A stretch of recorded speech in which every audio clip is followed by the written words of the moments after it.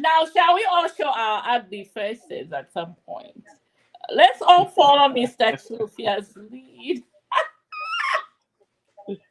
It's not All actually right. me, but it's the people that are watching. They say they want to see the people's faces, you Oh know. And yes, yes, yeah. yes. All right. I'll be on. I'll be on here in a few minutes. So I guess we should start our vuvuzelas. And should I we say good afternoon to the world? Good morning, good evening, good whatever you are. And this is none other than moi, Kalinda Shichinda, here broadcasting out of the Hoosier state of Indiana, and the city, of course, is Indianapolis. It's what is this?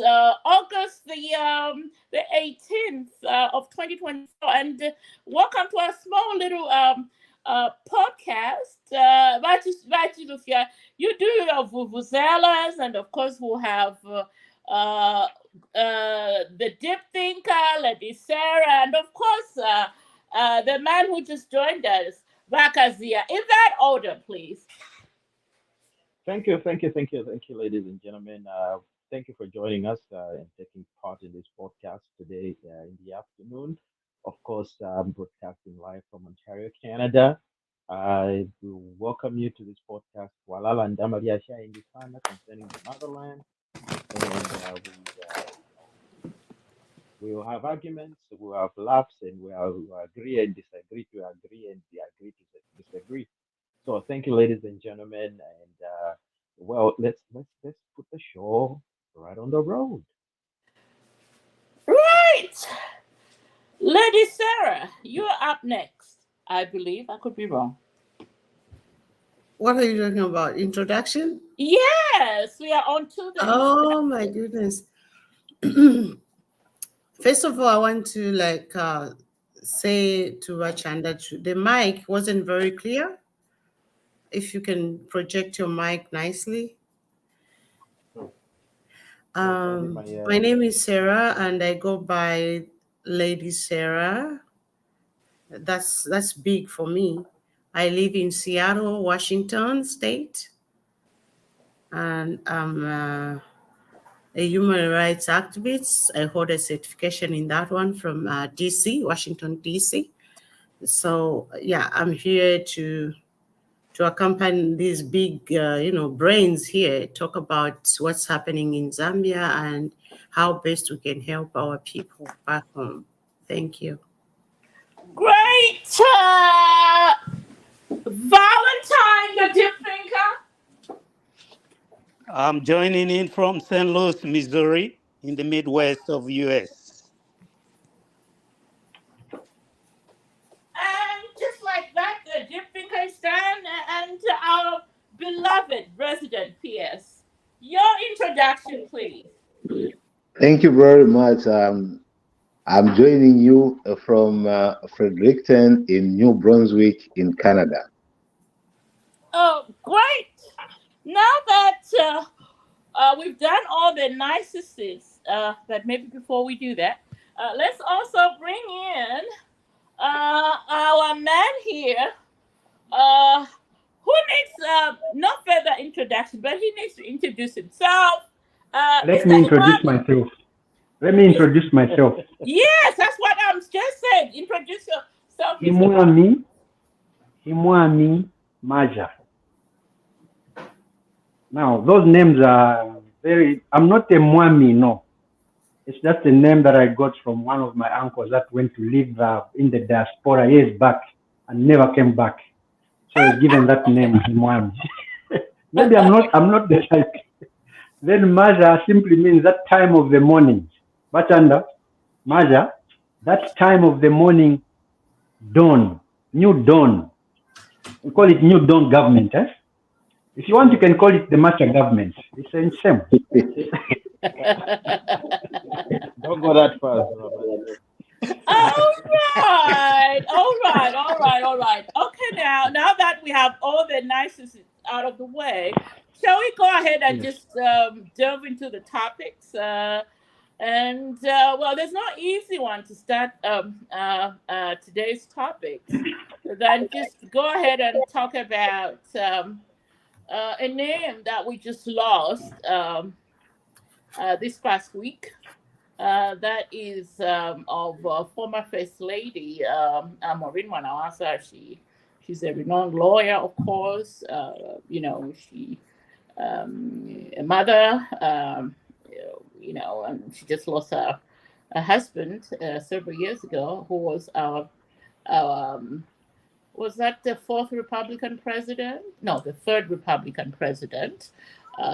In the name of Levi Manawasa. So we just lost her this past week, and maybe before we actually say anything about about her, maybe we should observe at least a minute of silence in our honor. Yes.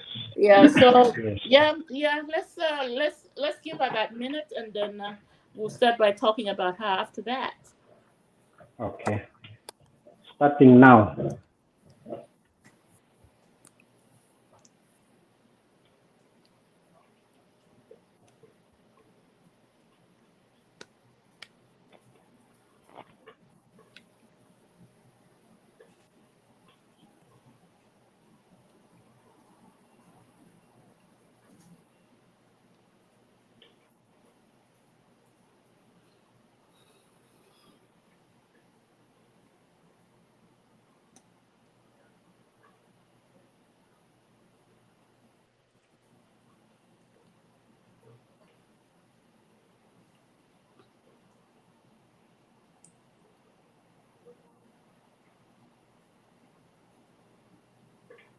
All right. Been a minute. Yeah. Yeah. Yeah. Can I sing just a simple song? Add something to her name. Add something to her name. Maureen Kakubo Manawasa. Don't forget that name, Kakubo. Right. But you want me? Yeah. Maureen Might be Kakubo. something else. Can I just sing one verse, which is very short for to observe her? She was very instrumental in our our era when she was the first lady. I'll just sing Amazing Grace. Those who want to join, they can join. I'm so sorry that I'm off camera. I'm just I've just woken up. That's okay. The song is Amazing Grace, and it's I need to see people's faces before you proceed. May when did you want, you can't see my face for now. We just saw you. We just deep thinking. Like I said, in respect. I need to see her in camera. Oh, okay, no problem. There I go. Yes, deep thinker. Yes. It's going to be brief. Nice to see you, Machanda. It's okay. Deep thinker. It's going to be brief because I'm in between What places. in Canada? Is that you want to really? There you go. Look at Valentine. Look at Valentine. Goodness. Yeah. My sister. Yes. All right, good. Sarah, now you can go ahead and sing your song. Yeah, you people, this song. It's just Amazing Grace. For me, I just feel like I need to honor this lady, and because she was our face, she made me proud as a woman. The way she dressed, the way she came out, the way she talked to the people, and her foundation. I think she did a great job as a first lady. So I'm going to honor with this song, Amazing Grace. Please excuse my voice. I haven't sang for a long time. Amazing grace, how sweet the sound that saved a wretch like me. I once was lost, but now I am found. Was blind, but now I see. Thank you. Amen. I should also mention one thing. The pastor who officiated at the funeral for the late president, Patrick Mwanawasa, has offered himself again to be the pastor at the funeral of the late Maureen Mwanawasa, Pastor Chanda. He's my relative. He's married to my cousin. They have said that's the best they can do for the Mwanawasa. Pastor Chanda from Baptist Church. Remember, Mwanawasa was a Jehovah's Witness. Then when he crossed over to being president, he was disfellowshipped because our colleagues do not subscribe to that kind of arrangement. So they were left by themselves, and a Baptist pastor, Chanda, welcomed them. And they were in the church even up to the time the president died. So he has offered himself to be the pastor in charge of the church service for the late former First Lady, Maureen Mwanawasa. Brilliant. Absolutely amazing. So I'm not going to dictate who wants to speak first, because this is one of those moments where people need to come out. I suggest Deep Thinker should start and just speak from their heart. So who wants to go first? There's a suggestion for Deep Thinker. I won't ask the reason why, but Ragazia should also speak on this one. Yes, he must have some ties he has, in the government and that connection in the government. So right. Yeah, so maybe Deep Thinker, you want to go first because your name has been floated. Are your words ready? With Mrs. Mwanawasa? Yes. I mean, Dr. Mwanawasa. Yeah. All right. I have a lot of respect for that lady and her husband. We go way back with her when I was in Form 1 at St. Raphael's in Livingston. She was actually in Form 5. So those were our elders. We didn't know each other personally, but in later years, we met again in Johannesburg when Mwanawasa was admitted in the hospital in Johannesburg. They are really, really good people. They were really, really good people. They talked to people like human beings. They didn't, although they were among the elite, and that was before he became president. He had already been the vice president when we met in Johannesburg. So he just spoke like a common person and welcoming and have a conversation.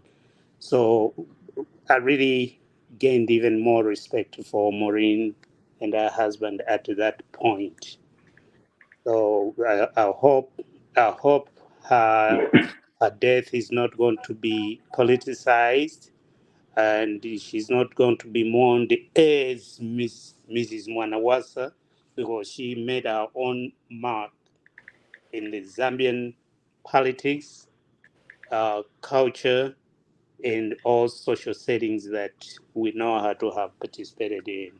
May her soul rest in peace. She will be greatly missed in Zambia. I yield. Great. Can I say something again? Hold Can on. I say something again? No, hold your thought, Mr. Macker. Hold your thought. Let's go with Mr. Kazia. Yes. Yeah, I think it's a sad scenario, sad situation when you lose a person in that manner. I think she still had a lot of life in as far as I'm concerned. And she was a good person. You could see that she focused more in terms of improving the academia, improving the welfare of children, women, and was just a solid human rights activist as well. And I think she was a great administrator. But it's sad to see her go. It's just my condolences that I can offer to the family, and hope that we'll need to also refocus and look more at people after they've lost their husband, like she did with our third Republican president. Probably needed to do a little bit more for her to make sure that she was taken care of. But life being what it is, no one knows when one is to go. Yeah, yeah, Right. yeah. Yeah, Mr. Maja, you can come in now. Yeah, really, no one knows when one is to go. Brings me back to memories when she was in Wapula, Northern Province, with the current vice president campaigning. And their plane was not allowed to land because some bush was burnt. She didn't die. You see, this God we worship is something else. Your death is not in a plane. It will come in another way. She has lived without seeing the final judgment passed on that arson case. May her soul rest in peace. Then the other thing we should also not forget is the former first lady is related to the late Mapushi, first Home Affairs Minister in Manawasa's government. Those were brothers, brother, sister. So it's that family which is in pain. We need to really understand with them, to bear with them. What they are going through just now is too big. Their cup overflows with a lot of sadness. It's not easy for them to handle it because when they look back, who have they lost? A lot of big people that could have made a difference in their lives. It's also in the midst of her maybe having issues with a law firm, but well, that's for the family to resolve. But may her soul rest in peace. I yield. Back to Lufia. Yeah, it's a sad development. Very, very, very sad development, especially that that she's a former first lady. She lost her husband. Uh, you know, she, and now she's gone just after a short ailment. And we'd like to, of course, spread our condolences to the Kakubo family, as well as the Monawasa family. It's a big blow. I mean, you lose two parents. I mean, it's really bad and sad for of course, the family. I mean, they've lost to both parents. Who knows what's going on in the heads of their children, and what's going to happen next?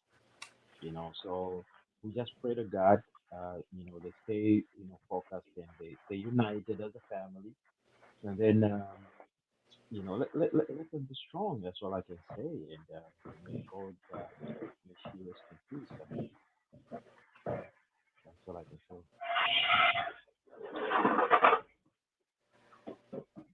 Right on, right on. Lady Sarah. Yeah, like I said earlier, for me, it's just a sad thing. If you look at even her age, she's young. To be just to go like that. Anyway, we all going to die, but no one is a genius when it comes to such moments when you lose someone, family member, a mother. And to us, she was a great, first lady. Like I'm still saying, she put, people to her heart. And even just the way she used to come out, we were proud as women of Zambia. She could, look, elegant, in front of the world. So for me, it's a loss. It's a big loss to the nation, and it's a big loss to her family. And we mourn with them. We pray to God to give them the comfort and also guide them the way they handle the funeral. We are so thankful to God that God gave us such a lady to be our first lady during the time that our lovely president, Mr. Patrick Mwanawasa, was the head of the country. So we are so grateful to the Lord, and we wish the family God's blessings and guidance, and may her soul rest in peace. Thank you. Oh, yeah. Uh, um, I don't even know what to say right now. Just to say, I guess my condolences to the rest of the family, the nation. Yeah, like everybody just, I'm just gonna echo what everybody just said. Um, we lost a good one, and hopefully, um, she's resting in the bosoms of our Lord, and hoping that the family will, find a way, um, to step forward. Okay, I think that's it from me. Unless if somebody else has something to say, I think we should move on, because we do have a packed show today.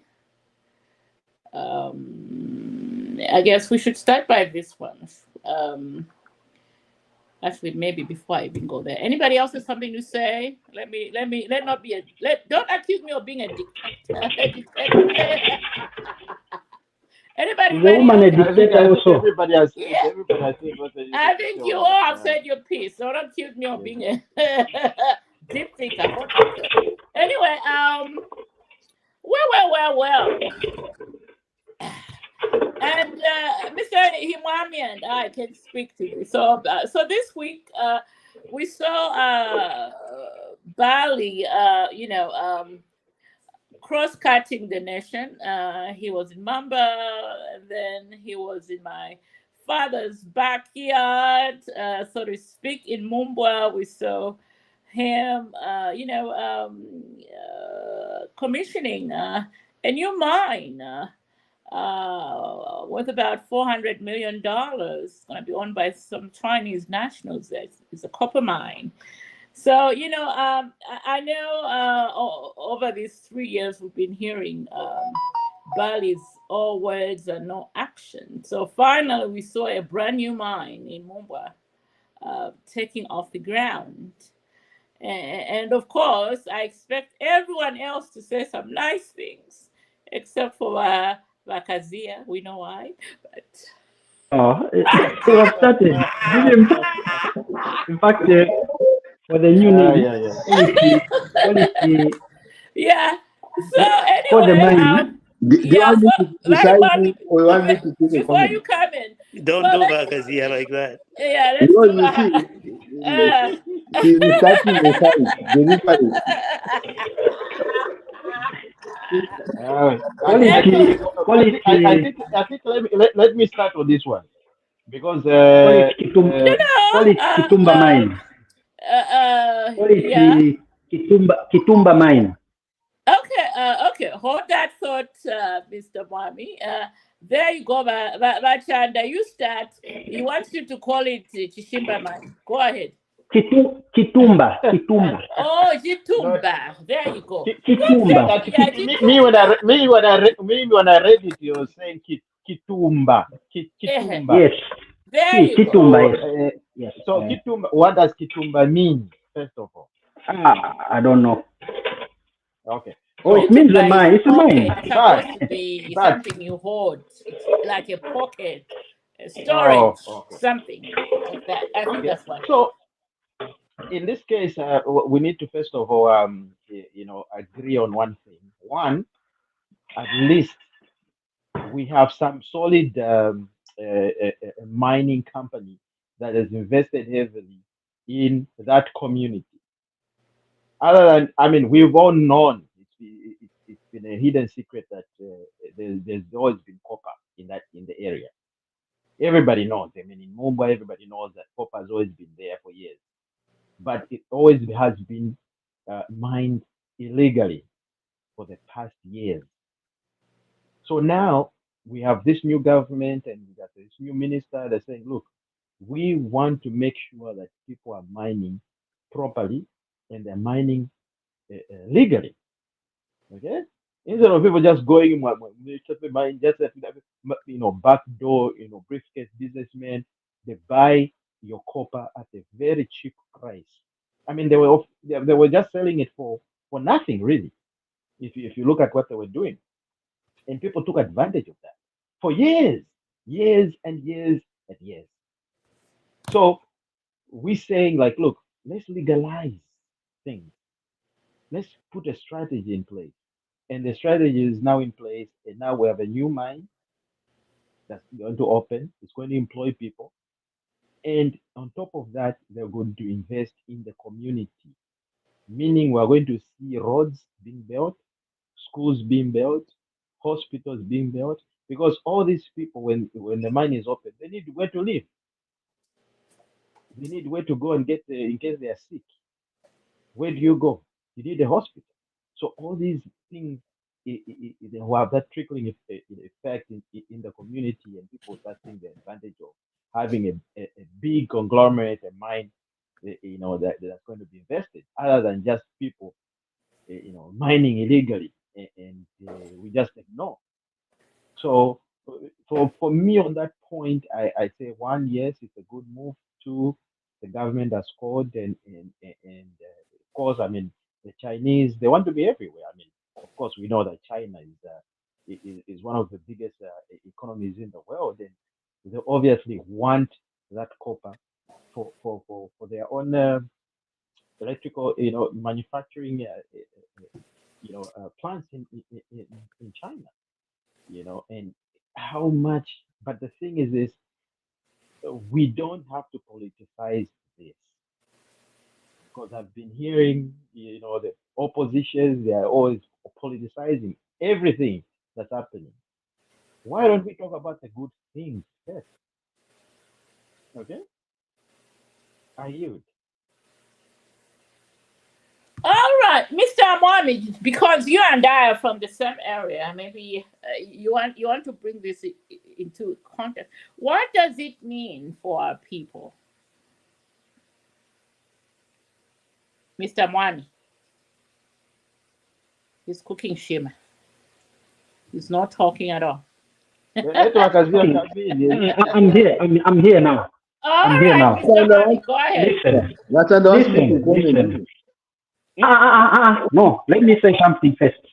Okay. I'm so excited. I'm so excited with the opening of that mine because bamtinta patano fya kushibuyunja kuna mpundwe muli pawenera Mugwabo tulabwe.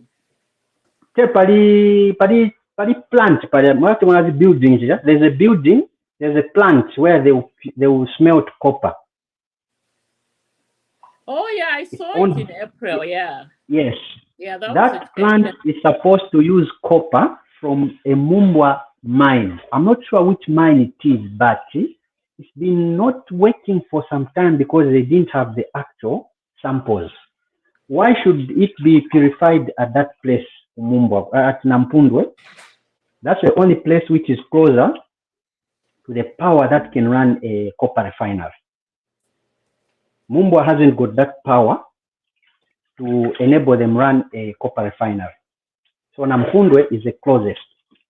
So personally, I'm happy because I know it will have that spillover effect to Nampundwe community. Then we should also not just talk about copper. There's also gold in Mumbwa. There's gold in Mumbwa. There is also lead. Mumbwa has many minerals. So the start of that is good for Mumbwa. It's also going to diversify the Mumbwa economy, which of late has been very dependent on agriculture. And when you talk about agriculture, we don't own the rains. Right? So now, for a change, Mumbwa will be a mining town. So at least those blues that people used to have over, there's bad rains. Now there'll be at least some mining activity taking place. I yield. Wakazia, maybe before you come in, Wakazia, we have a new entrant. Remnatim. I hope I pronounce your name correct. Please just show us your visions. Let us know where you are joining this show from. Oh. And Thank you. Yes, thank you. I'm Remnant Mwanahiva. I'm based in Michigan, USA. Oh, great. Nice. We appreciate you You're joining welcome. the podcast. Welcome. Thank you. Can't wait to hear your views on the many trending topics out of the motherland. Anyway, we'll get back to you. We are talking about the new mine that just been launched in Mumbwa, but we have on the floor Mr. Beloved, he is about to school us. Vakazia, come in. Is it every I think I've said this before, every development that comes to Zambia is good if we manage it properly and making sure that we get the best out of our investment. Whoever comes in, they must know that this is for Zambians. That's the first important thing. But you also have to understand, if you are thinking that there will be no politics around, it will not work. The politics in Zambia goes with everything. A person will be drinking a glass of water in a cup. It becomes an issue. Where is a glass water bottle? Where is what? Why is he drink? Why is he using a cup to drink? Why can't he use his hands? It becomes political. So when good things have come, I don't think it will be good for the current government to focus on what other people are saying. They will criticize them anyway, whether they do it now or they do it later. It is part of what has shaped our Zambian politics, because even the current government, they were criticizing everything about PF. And if you make a road here, they'll say, oh, that's a good road, but it's very expensive. Why did you make it? Oh, why have you made the road this way and not the other way? It's part of their politics. Yeah. So, but coming to the investment itself, I think it's a good process. It must just be monitored closely and see that who are the people that I don't have a lot of details about it because I don't know who the owners are. I don't know the share value, the share. If any Zambian has shares in it, it's the same way it has shares in it. So that you know that, okay, probably we have a part of the profits that will be remaining in our country other than just purposes of taxes and maybe those, one-off infrastructure development that come on. So that is what I can see. But the gesture is good. The development is good. The mine is good in Nampundo. I inspected Nampundo mine. I've been there. I know where that mine is situated, but I just don't know who the owners are and how the economic value of it to the Zambians in as far as shareholding is concerned. But I think it's a good gesture and a good investment that we must be proud of. Great. Perfect. Deep thinker, your comment. So, so I saw a news feed on my phone, a young man complaining that if you call people for interviews, let's say in Chipata, just be mindful that some people travel from like Livingston, they borrow money to go to Chipata for an interview. Now, the way I'm connecting this to the mines is that it's a good thing that the mines, we're opening investments in Zambia.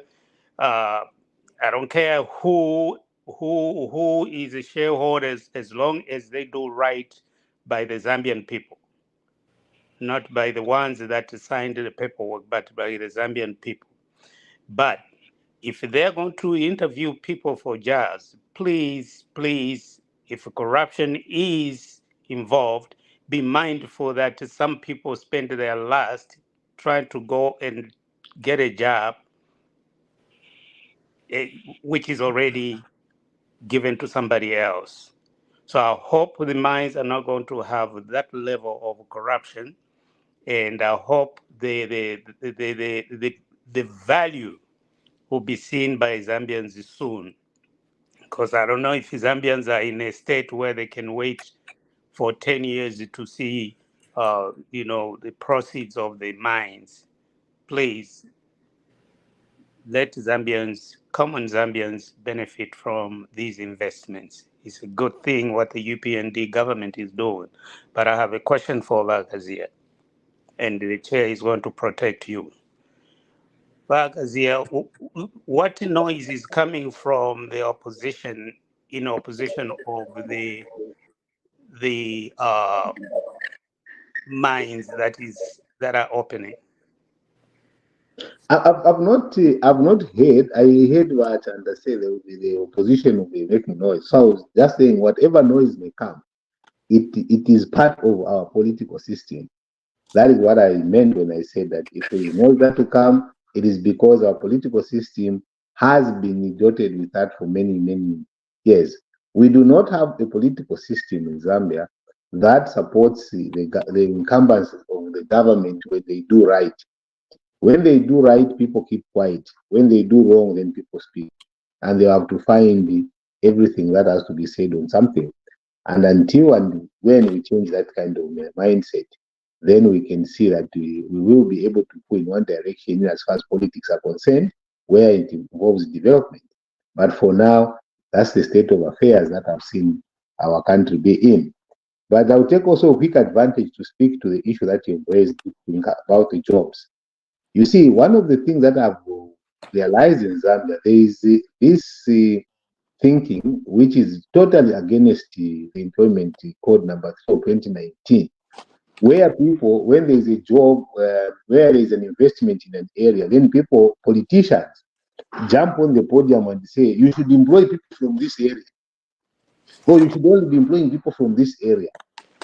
That should never be the case, because in our current law, discrimination is not allowed. You can't employ any person because of the area. You can only employ qualified Zambians. So whether they come from there, whether they come from wherever place, if they are qualified and they are Zambians, they should be employed. There's been quite a talk around that aspect of saying, our children don't have jobs. Now, the employment code has provided for certain things that should incentivize the employer from employing within. What does that ask? Number one, there is a limit of 3 kilometers radius for transport allowance not to be paid. If people live within 3 kilometers of the radius of the workplace, the transport allowance is not paid, which means it's trying to localize the people that are there through that kind of system. And if they provide housing, they don't pay housing allowance. So I see that some of those comments that I hear politicians say are very negative in terms of us as Zambians, looking at after Zambians and not just after where the investment is. Thank you. Wow, what sobering comments from Bakazia there. For the first time in my life, I'm I agreeing always say with the thing him. that way. Madam Chair, please Yes, leave Bakazia alone. no, I'm just saying for the first time ever. And Bakazia, I asked that question because of the opening remarks from our Madam Chair. She said the UPND are happy, the other side they are not. That's why I asked. Are you? No. I think the chair was also just trying politics as well. It wasn't Well, anything like anyone sad about investment. I think in my thinking, this is how we think. You know, all the time we see the opposition coming. Like I was just watching a press conference here about Ukwa, you know, and they were just against everything. I mean, there's nothing it was maybe it was 2 hours or something like that. I'm like, what are you providing as a solution for the current situation? It was just all about attacking the government, that. I'm like, Monday, we have a bunch of politicians who are supposed to be intellect and supposed to be, of course, well read and knowledgeable. Can I ask you one question, Wata? One question. Yeah, landed. One question. One question that I have, and this is where times we draw lines and start going to politics. Tell me one thing that the UPND government has gone on the podium and praised Patriotic Front for. Oh, one thing? Of course, you one thing. One thing. That one thing. Yeah, but I mean on the podium, not the way we are conversating. No, it's been on the podium. I have not listened. You built roads. but expensive roads. Yeah, but you see, Okay, you the built the road. listen, the connotation, and this is where we start to differ and we start to attack each other, is where we say, oh, this is good or bad. Like, for instance, I'm saying that UPND brought CDF, which is a very good program for all the councils. Then I say, oh, but people have stolen. So it starts now to give a negative connotation on the No, okay. positive thing. So this Okay. is what I'm But saying. That when something has been done right in the country, in our country, we must continue on the positive part. The problem is that the moment we say bad and go in the negative, then the other side must defend itself and defend what we've done. And this is where we all start to go back into us. Oh, you said this is bad, also this. Then again, we focus on the negative. And these negatives, I'm telling you, colleagues, they will never take us anywhere. It is where it was an expensive road. Why was it expensive? It might be, was it all corruption? If there were elements at all, have someone gone to actually see critically what elements were there before that? For instance, I give an example to say, our industrial base of just getting the dozers, you pay, you give a person a contract, he has no dozer, or even the Chinese didn't have. They have to bring those equipment into Zambia. A dozer arrives in Dar es Salaam. I'll give an example of one bulldozer. It arrives in Dar es Salaam. One, to move it from Dar es Salaam to Zambia, you will pay not less than $100,000 just to moving it without anything done. So those are cost drivers. Once those things are done, you find that okay, maybe the pricing starts to go down, get down. And those are some of the things for me. I would rather say, okay, this might have not been done well, but it is right, it's done. Let's move to another positive thing and let's do it right. Like right now, people say, oh, the mine has been done, but then the question becomes, but the question is just you have to encourage each other to say, this was done. Now we need to focus on 1, 2, 3, 4 things as we move forward in this investment. What is it that we're going to see? Our people, like the deep thinker said, how many people are going to be getting into suppliers, jobs, what, contractors, and stuff like that? Those are things that we start to focus on, rather than focusing on, oh, the other guy said this. I tell you, we ignore them because they are politicians. Well, let remnant, let remnant say something. Before it becomes A back and forth situation. yeah. Yeah. Mr. Remnant, we're talking about the new copper mine. It's actually, did I say 400? That's a $600 million copper mine in I Mumbwa. think for me, I'll just stick with the positives. Mm-hmm. To say that, no, I think the mines certainly will be a good idea for Mumbwa. As far as just criticizing without cause, yes, I think whereas that is good, but for sure, if there was any element of corruption, whether it's the previous regime or the current, I think that needs to be called out. Because for as long as that cancer exists, I don't really think meaningful progress is possible. Where corruption was involved, yes, I think that must be investigated. But as the brother said, where people have done well, let us at least quickly point that out as well and move together that way as a country. Oh, you are such a fresh of breath air on this show today. So just to let's just add on to what Mr. Remnant has said. So this is a $600 million mine. Of course, it's expected they will employ about 2,500 people. They will also construct a 50 megawatts of solar power plant that will add on to the national grid. Now, for me, I'm only highlighting the positives out of this mine. Of course, the Chinese are involved. Um, and again, I think it's on this forum that we say, the Chinese are forever moving their goalposts. But I think with the law that the European government has put in place, that will check these investors. So hopefully that they will actually adhere to the laid down procedure, the labor laws of the country, the human rights law of the country, and the like. But Lady Sarah, I've said too much. What do you want to say on this new copper mine in Mumbwa? Your comment. You've been too quiet over there. Okay, maybe she took a nap. Shall we proceed then to the next topic? Because today we have to go quickly.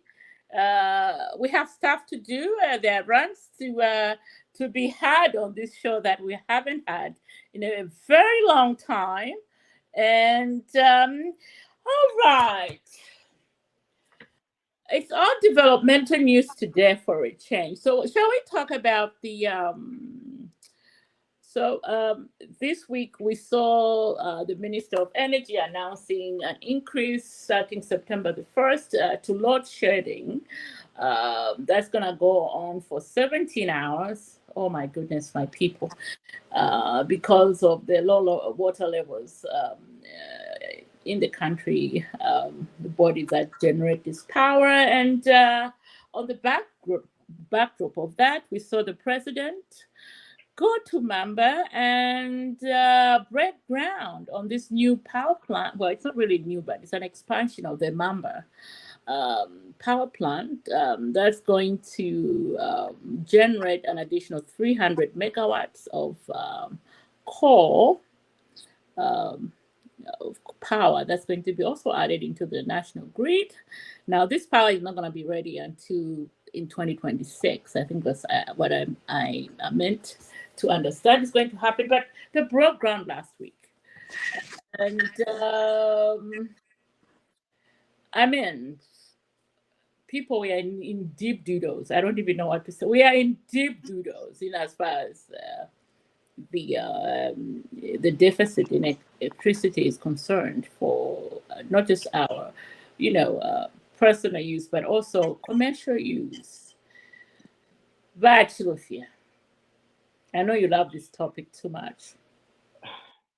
You know, it's not about liking it, but it's I think it's about really presenting what's on the ground. Because Mm-hmm.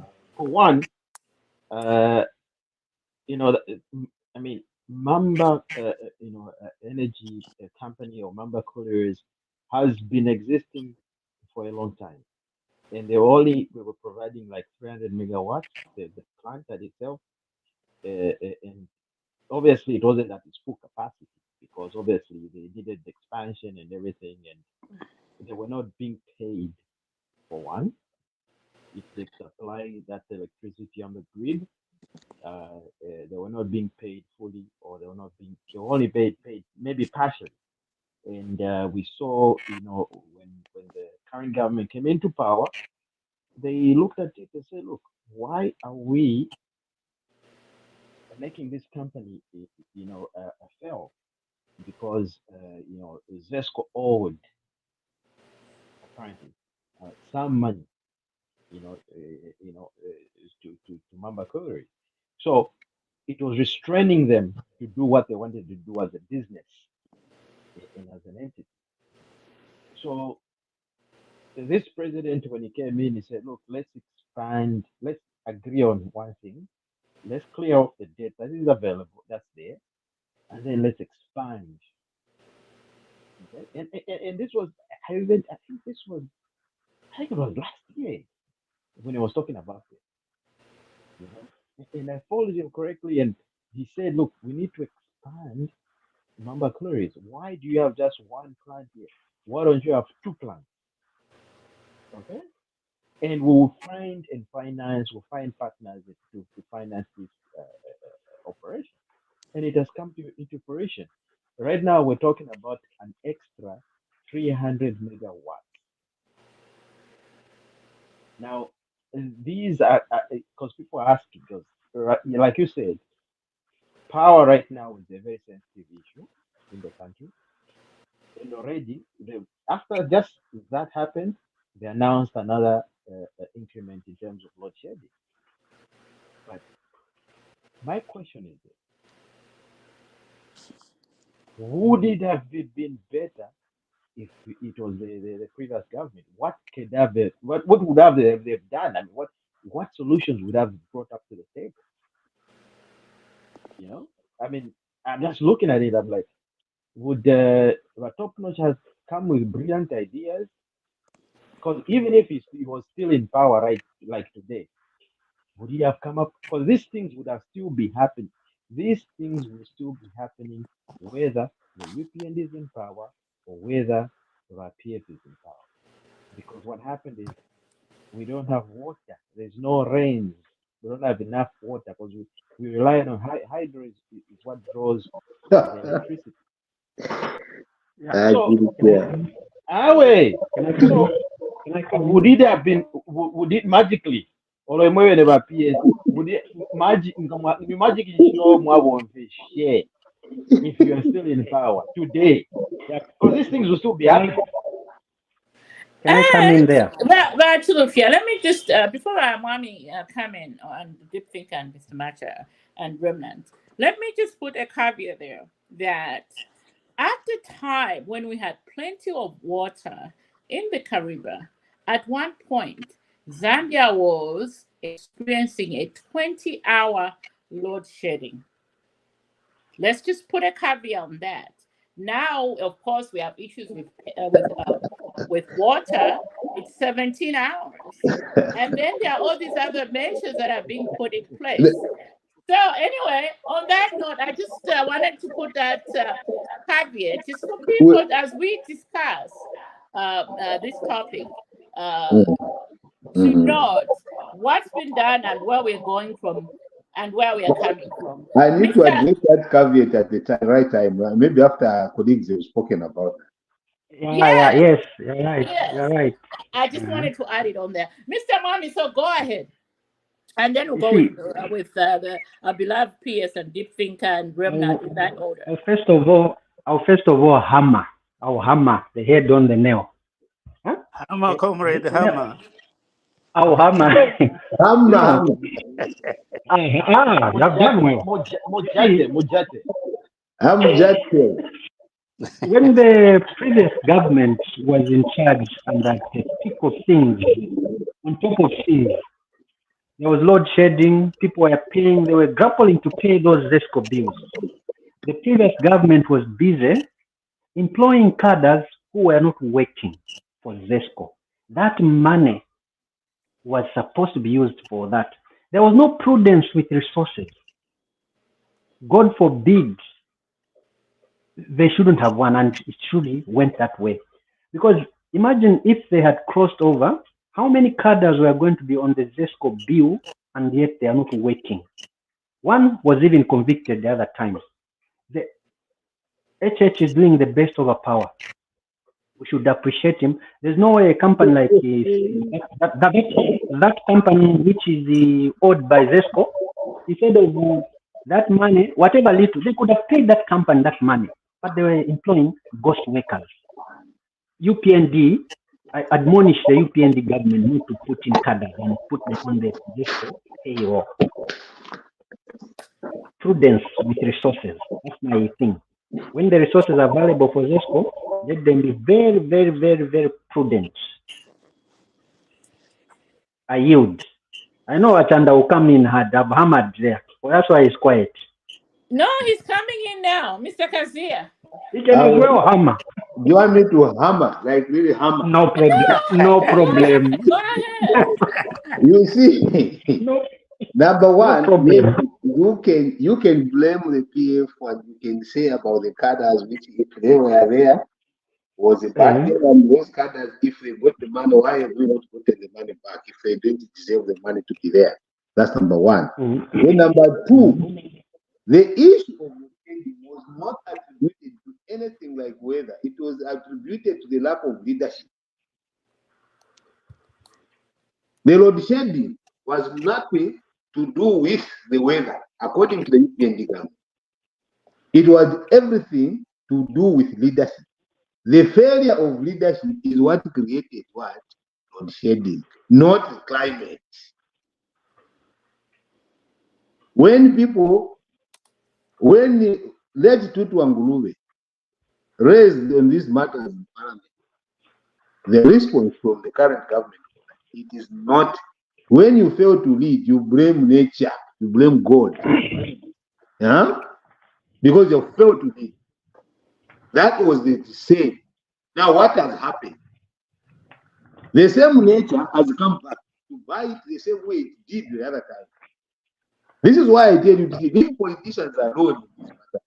Because they don't sort out the problem. I'm going to say that right now. When you say no more the previous government, the Patriotic Front created 3. The KGL project was done by the PF. It is tells you that was done by the PF. Front knew that the hydroelectric power station was never there. These are positive things that must be appreciated at least. Rather than to go and say, oh no, they employed the cadre. The cadre was just getting 2,000 kwacha there, considering the investment that was there. Yes, if the cadre, yeah. Hold on. I'm going No. I'm going to to tell you that They could cadres. have bought 2 poles. They Yes, could have bought 2 poles and connected the home. Listen, They would have connected the home that was going to increase the revenue for this. I never interrupted. You see, Yes. even now, cadres are employees. They are, in fact, this time they're employed with the civil service. For example, and these are not like make my own making. They are self-confessed. They will come on air. Me, I am a cadre. I am not a civil servant, but drawing money from what? From the public service. They are there. You know them. We don't know them. They have not been arrested. No, They have not been arrested. They are protected in the same way those cadres are talking about. They are protected, isn't it? Hama. Just a correction, Bakazia. We just had what's that person's name? The one who just got sentenced for corruption. Muchemwa. It's on record. He collected 240,000 kwacha from Zesco. So don't come up on here and say they're only getting 2,000 kwacha. I have stood here. But my position has not changed. Those people who do not deserve that money, getting from Zesco, they need to be taken back the money. They need to pay back the money. Why are they still free? Why should we allow such kind of anarchy if indeed it was there? Why have we not gotten that money? Because they don't deserve it. Much and you all know that the first thing that is written on the payslip, overpayment and underpayment are what? Supposed to be reported and be paid back. So for me, those people, if they were not supposed to be at Zesco, they were getting money, let's go get the money from them. Let's go get the money. That's why they're being convicted and going to jail. Yeah, if they are going to be convicted, I'm talking about getting the money that they got from Zesco and take back the money to Zesco. Because that money was illegally gotten, isn't it? If that be correct. Yes. And this is what I'm saying. These guys that are who come up on the radio, TV, saying that me, I'm not a civil servant, I'm a cadre. They will pay back as well when the time comes up. Because they are cadre. Yes. They're not supposed to be this. Yeah. No one should be above the law. Yes, that's what I'm talking about. They are there, you know them. They've come here. I'm not a civil servant. I am a cadre.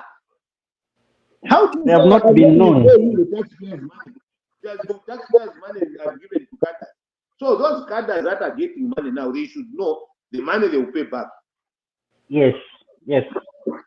For me, that is there we are together. There we are together, 200%. And those that are there now, they must be held to account when they leave office because they're being protected by the same office. Yes, yes, yes. I submit, Chair. All right, deep thinker. I think we really have a deep problem in Zambia, and we all already know. We're just reminding each other about this problem. Mm-hmm. So we're not concentrating on energy development and energy improvement. Mm-hmm. That is the when a UPND person stands up, we look at PF and say they all didn't do anything. So we starting from here, we're moving forward. The PF comes back and said, you just don't want to recognize the things that we did. So we have spirals and spirals and spirals of successive governments blaming each other. In the process, development is lost in as far as the common person is involved. So we need to focus on development itself and communicate that development. Let the people themselves determine who is doing what kind of job for the people. Energy development is always a good thing, so we need to agree on that. Any kind of development, whether it's PF, UPND, UNIP, or whoever is in power, we need to celebrate until we get to that point where we can celebrate development for Zambia and Zambians. We are always going to take 2 steps forward and 1 step back. That's a deep thinker for you. Oh my goodness. So that's the issue we need to celebrate. It's, And I no think longer. Kazia said it earlier. He said, when you say you have done A, B, C, D, that's a good thing. But then it negates the good things. We have taken the celebration out. So let's please celebrate whatever is contributing to the development of the country that we love the And most. my small contribution, 1 minute contribution to what the deep thinker said. And you see, from my view, is that if we started to behave like that, we will be progressing, saying, okay, this is what our friends did. They ended here. Maybe their thinking capacity and everything ended here. So from here now, we move forward, going 1, 2, 3. Like the UPND says Zambia forward, isn't it? They never say Zambia backwards. I've never heard that slogan. So if Zambia is going forward, we say, okay, this is where our friends did. They had their own mistakes and their own errors. But then, learning from their errors, which we must not do, we are going to move forward to 1, 2, 3. We will not focus on the negativity that may come from the competing forces for the power, political office and power. But we shall focus on these good things and hammer on the good things going forward. If anyone wants to take us back into the bad thing or bad comments or bad experiences, we say, no, we have moved on. Because then the neutral people that are not seeing the fighting on that, we tend to be more progressively thinking to say, okay, if the load shedding has gone to 17 hours, last time it was 20 hours, okay, yes, probably this might be a good 3 hours again. Okay, what else can we do to support what ZESCO is trying to think of? What other things can we bring to government forward thinking to say, okay, this and that and that. If you take care of this, the sky becomes the limit. But we drag ourselves into these political systems that at times just negate the progress that is being done in the country. Okay. Vakasia, Okay. your 1 I minute have is something. over. No, Have Mr. something. Macha, before you come in. Very important. Very important. No, Very important. I know it's Connected. not Just connected to what Mr. Kazia was saying. I know you come in. Wait, hold that thought. Let's bring in some. Hold that thought. Let's bring in somebody who has said anything. Mr. Remnant. It was the right time for this one. No, bring in Mr. Remnant. Okay. He hasn't said anything on this. Let's be fair to others as well. Mr. Remnant, you want to contribute to the expansion of the Maamba power plant. Any comment on that before we go to Mr. Maja? Mr. Remnant? Okay. You have the floor, okay. Mr. Maja. Yeah. Here, this question is directed to our resident PS, resident permanent secretary. You see, his complaints or his concerns are coming from a scenario where I see there are no handover notes from the new and the old. Does it really happen?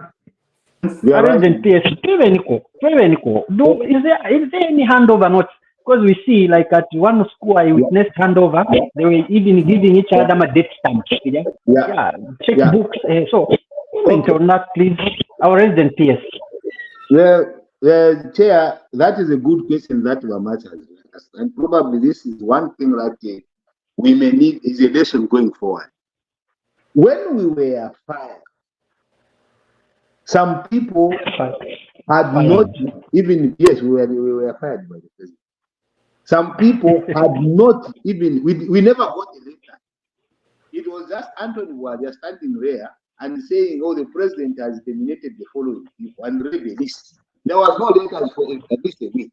Now, the ministry where there was a proper handover, you will have seen less problems. I'll give, for example, my own ministry.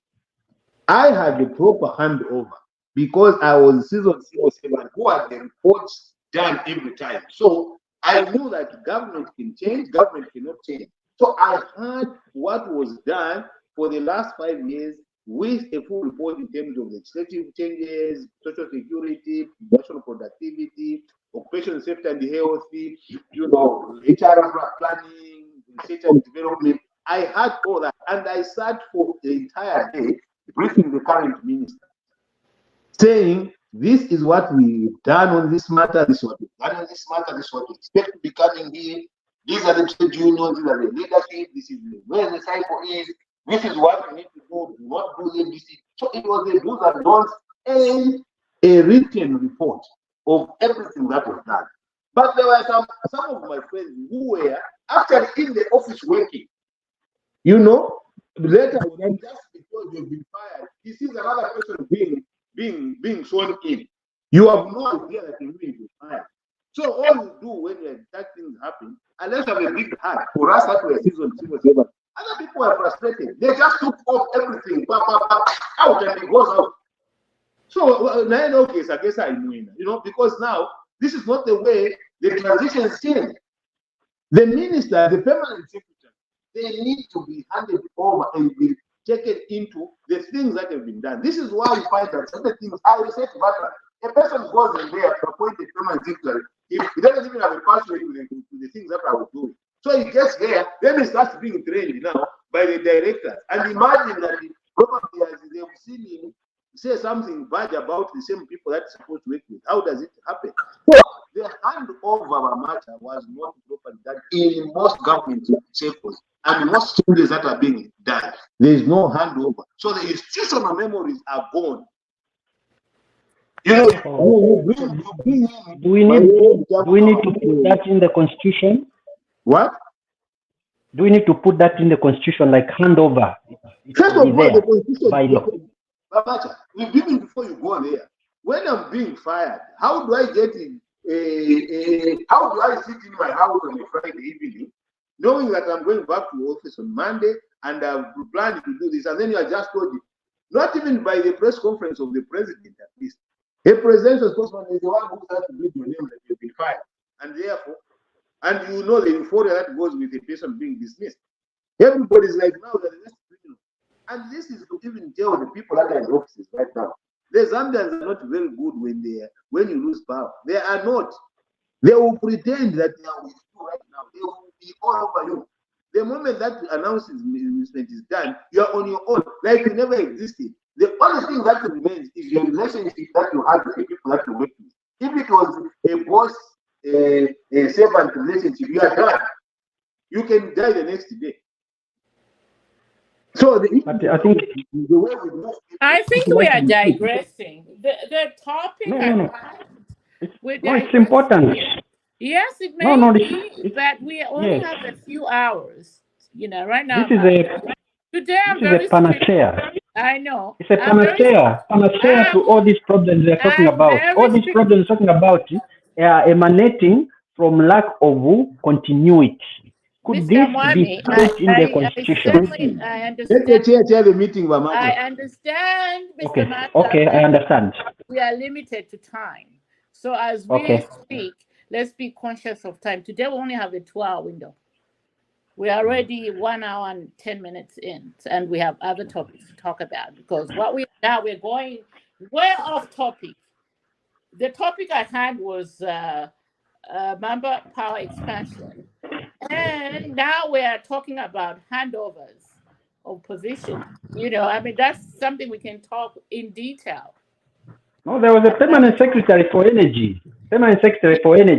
Yes. Who was the new permanent secretary? Yes. Those are the things that could have appeared in the handover notes.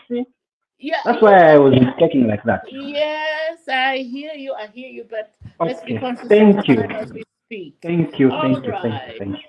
All right, now shall we? Who hasn't spoken? Because I think for me, really, I'm not adding anything. Unless, but if I want to say one more thing, because I know you're No, leaving no, no. shortly. Let's move ahead. But Yeah, I yeah, mean, yeah. you know. Okay, let's move on. And my next topic at hand that I have here is whew, yeah. Oh my goodness. Okay. Whew.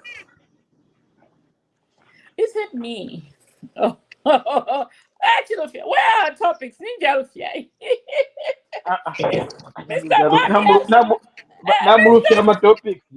Muruphy ama. between Mr. Marmy and Mr. Kazia, that's what I'm saying. I got lost along the The Oh one who is my way. closest to God. you. Okay, The one who is closest to you. let's talk Inenjuk about tari. Oh the my, most burning no, issue. no. The, So, the right, most burning issue Awe ni and the machanda most baiba. burning. Inenjuk tari sana. no, no, no. Okay. Let's talk about finally we had, who ran away? You know, the other man left. Anyway, Okay. The let's most burning proceed. issue It's it's about the mineral, it's the area of mineral exploration. I think we need let's tackle that quickly. For the first time in 6 years, government that this past week announced finally, they're out there exploring our earth to figure out which mineral is where, what, how much. I think it's the greatest news Zambia can ever have in 6 years. Hopefully, by the time they are done, none of those minerals are going to disappear from the Zambia's air. So anyway, let's start with you, Bachilufia, Mr. Kazia, Deep Thinker, Mr. Mama, in that order. All right. A quick one. On this one, I can tell you for a fact that actually me myself, at one point, I had engaged some people in Australia, believe it or not, that had the technology to map out. And I was telling them the same thing, the same story. Like Zambia has not been mapped for the last 60 years in terms of minerals. Like the last time that Zambia was mapped and it was done in terms of, it wasn't even really like the way the modern world is. And there were only very few people that had that information where all the mineral was one. It was the British protectorate and Kaunda, our late president, Kaunda. He had that information as well. They knew where all strategic minerals were. Okay. Now, I was talking to these individuals, and we set up a meeting, and we wanted to go in and map it out. Unfortunately, for our Zambians, we don't want to support each other, but that's a topic for another day. But this information actually is a very, very important information because one, we will now know where our minerals are sitting. Like, why would you have a country and you don't know where your minerals are? You have to know your wealth. It's more like you have got a bank account and you don't know how much money you have in it. You have to know what it is. Like we have to know where copper is, where gold is, and other unexplored minerals are. Zambia is a wealth enriched in so many. I mean, you'll be shocked after this event ends. You'll be shocked to learn that Zambia will actually have more minerals than any other African country. Just I mean, we just haven't explored them. Now, how are we going to explore them? First of all, the information, we have to have the statistics, the data, so that we now know when an investor comes in this country, we say, okay, this is what we have, and this is where you can go and invest, but this is what we want. We now have a leverage, okay? We have now a leverage to, have a stake. The current government should have a stake in each and every mining operation. All these new mines are going to come from now going forward. So it's a good thing, and I saw it. They even brought those planes and stuff like that. They're going, and it's an official thing. So this is not a news. It's an official thing. It's been launched, and the mapping system is going to happen. It's happening right now as we're talking. They're mapping the country. So we're glad. At least me personally, I'm very happy because it's something that I've always been talking about. I think I talked about this like maybe 3 years ago, believe it or not. So now when we have that information, statistical data. Hey, let nobody cheat us. Let the next generation come and have something, something to look at, other than just few people having that information. Because the few people that had information where the minerals are, they're gone. They know where. And I don't know. That's my submission for now. Thank you. Mr. Kazia, Resident Pierce.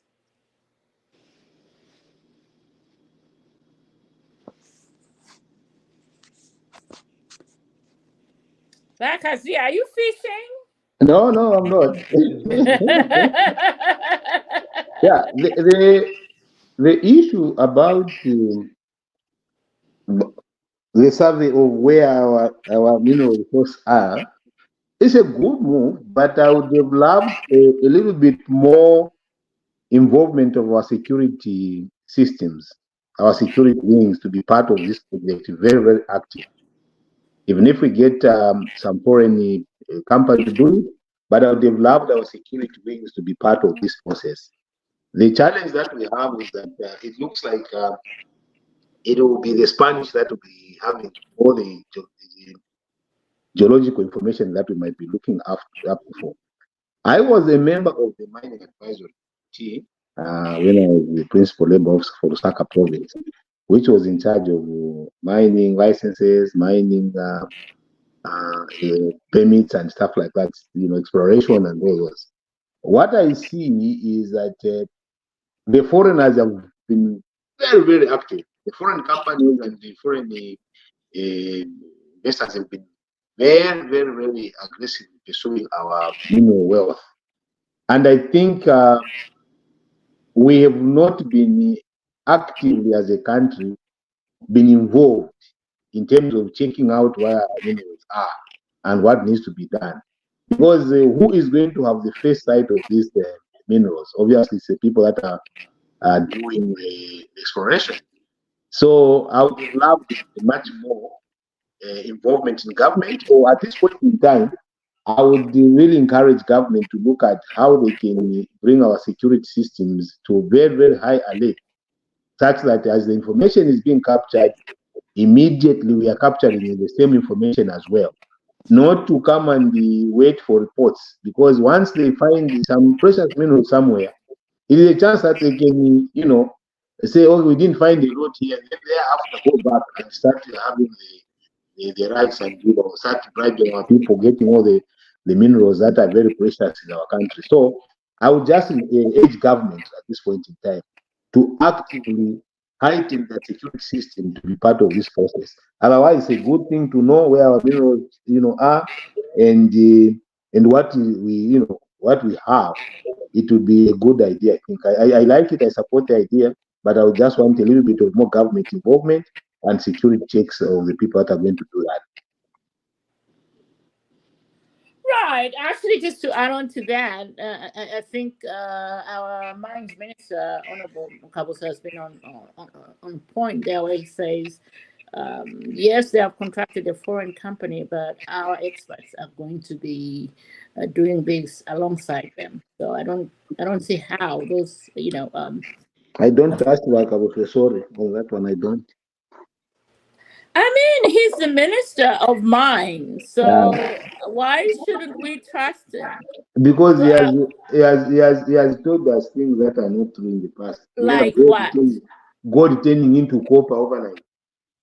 That for me is it was a write-off for me that this we need to. That's why we're talking about the heightened security interest, not really the Minister of Mines and Honorable Kabuto. It will not bring us anything.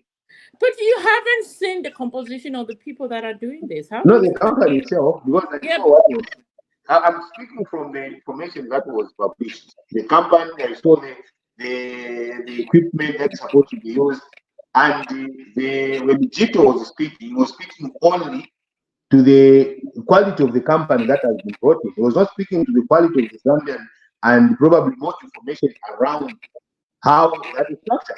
That's why I'm speaking, because maybe he had the chance to speak to other people about the composition. But at that point in time, when he was speaking about launching that, I was hoping to get some more information. No, no, Vakasia, let me come in on this one. Let me just come in Okay. quickly on this one.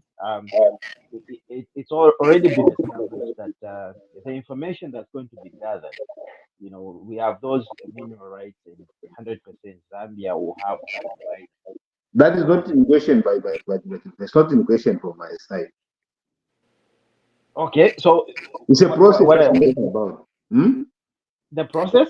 Yeah, Yeah, but the geology department is involved. So we have our Everybody's Zambian people involved. alongside. So I mean, I know you don't want to. I mean, you question Mr. Kabuswe's, honesty, but I believe if the geology department is involved, I mean, why can't we trust them? Because these are very own who are working That's along. what I'm saying. I mean, we're not letting everything in the hands of the so-called investors or partners to come and map out and leave everything in their hands. No, that's not what it is.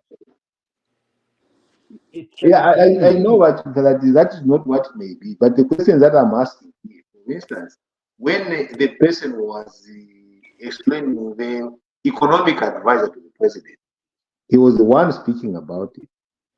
He was speaking only to the greater extent on the company that has been brought in. He never talked about the Zambian agencies that are directly involved. And this is why, for me, I'm not saying that they are not there. I'm saying I would encourage the current government to look at heightening. If it is not heightened, if it is heightening, then what I'm saying doesn't matter, doesn't make sense because it's already taken care of. But if it is not, maybe it's something that they can consider. Right. All right. Let's leave it at that. Deep thinker. So, uh, first of all, you have to know yourself for people to respect you. So, therefore, it's a really good idea that Zambia is exploring its own resources so that we know ourselves and where our resources are. And that way, we can also, in line with what Rakazia is saying, we can also uh, beef up our security to protect our resources. Exactly. Because Exactly. once those people come in and survey and tell us that this is here, this is here, this is here, if we don't heighten up our security wing, then we'll have some people illegally taking our minerals out of the country. And I'm not talking about Zambians because I really don't have a problem with Zambian taking resources and earn a living. You just try to do it legally. But we have a lot of things, resources that are leaving the country without Zambia and Zambians benefiting. I was just reading an article from Real Times. Is it a newspaper, Real Times? I don't know if it's fake news or not. These Chinese had bought a car which had some gold in it. And they're saying when they bought the car, it didn't have any gold, but it was found in the car. So we're losing a lot of money as a country because I don't know if we are securing our resources right, or if the security is involved in the misuse of resources. I don't know, but we really need to protect our resources, know where they are, and protect. Because if we don't know where they are, somebody knows, and they might be taking our resources without knowing. I yield. Right. Mr. Mwami. Yeah, you see, we're talking about this patient that has not gone for a body scan. Yeah, this patient has not gone for a full body scan. How do you tell the illness? You need the X-ray machine. It will pinpoint. It will give you the correct diagnosis. If it's this car, Bachanda, it will give you the error code. Yeah, ngamawika ko diagnostic machine. Yeah. Turi one second. Yes. It will give you an error code, and you exactly know which area to go to without even wasting much time. Because we are seeing a situation where someone comes from outside the country, comes to buy about 2,000 hectares of land, which becomes too much. You don't know what is in those 2,000 hectares. But mwalishtisha. Hata mpokuchita mining, no exploration stage. 4 years, they are still exploring. Thanks Valley Senda everything they wanted in their exploration stage. They're just taking samples outside the country. Rich samples. And we have remained net sungu mukanwa a huge.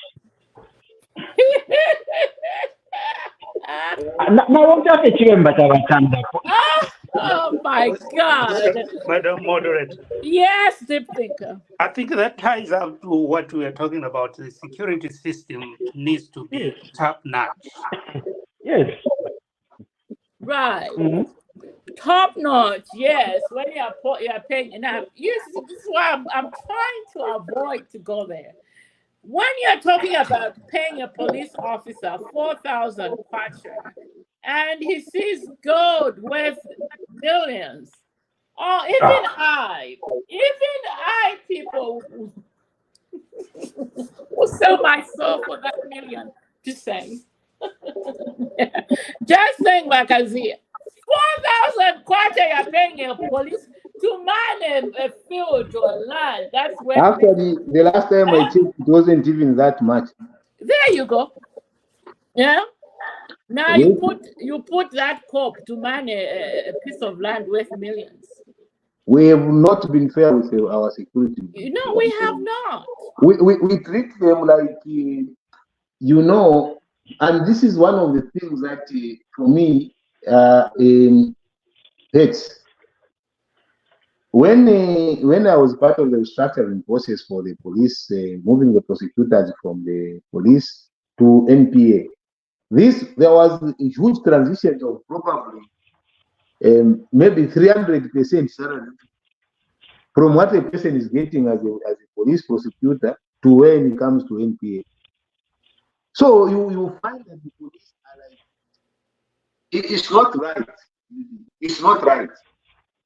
The way we have treated the police, one, they will stand in the sun in that one for 50 kwacha lunch an hour. 50 kwacha. That is what they are given, and you see that root money.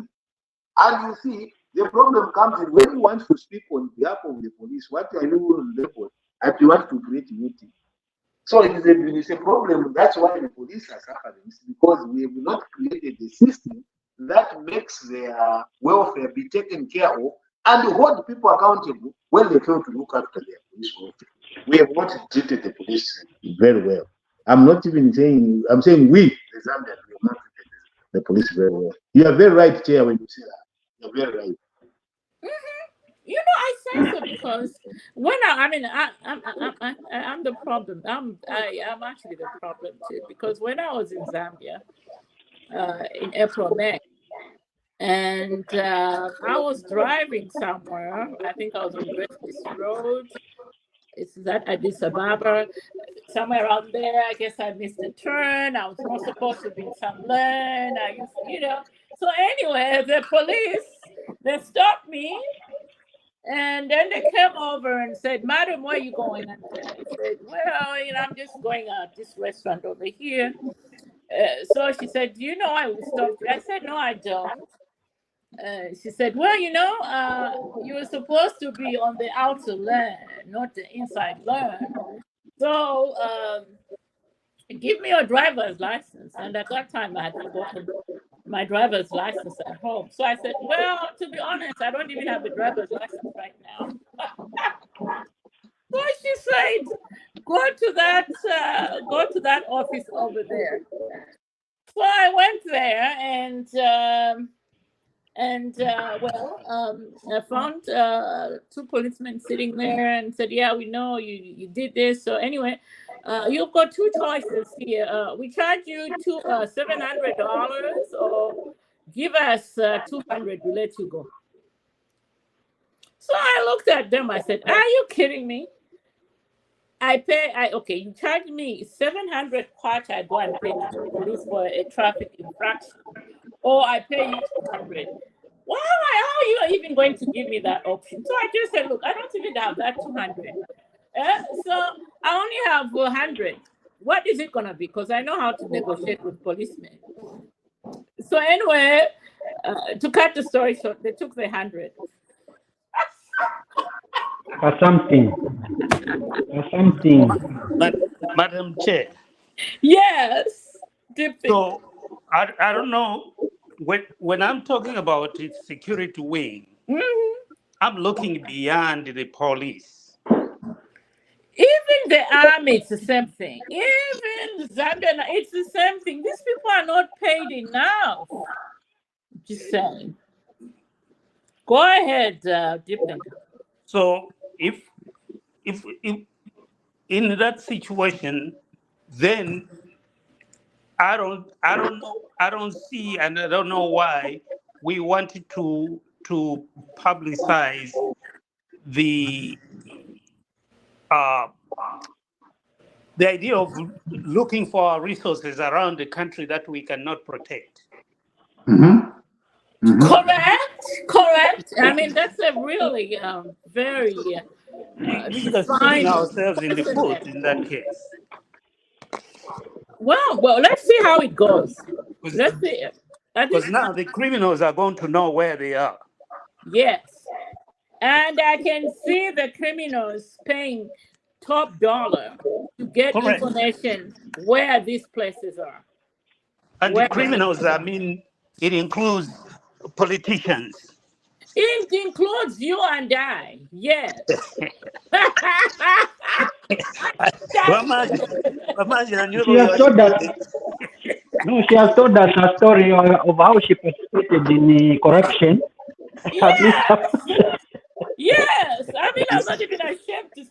Yes. Bateo, twambe kuti Bateo. No, but I was contributing to somebody's that's Yes. the household. Shigatende in her. Yes. I agree. I totally. The Shikatende in me came out. The Lugwalo in me couldn't suppress the Shikatende. So the Shikatende So, came out.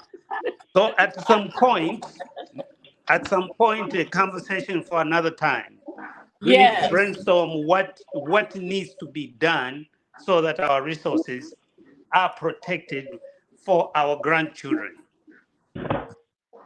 And their grandchildren. Yes, hopefully somebody in the Ministry of Mines is listening in, and I will give Minister Kabuswe a benefit of doubt. And yes, we have doubters like Mr. Kazia. I mean, he can't help himself.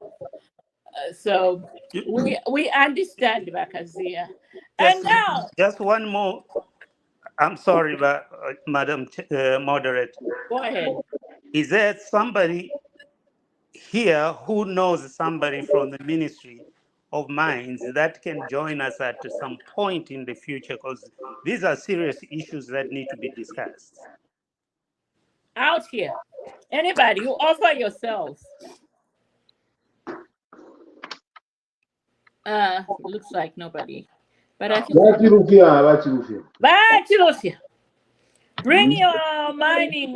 But in fact, Bring waka kutuapa.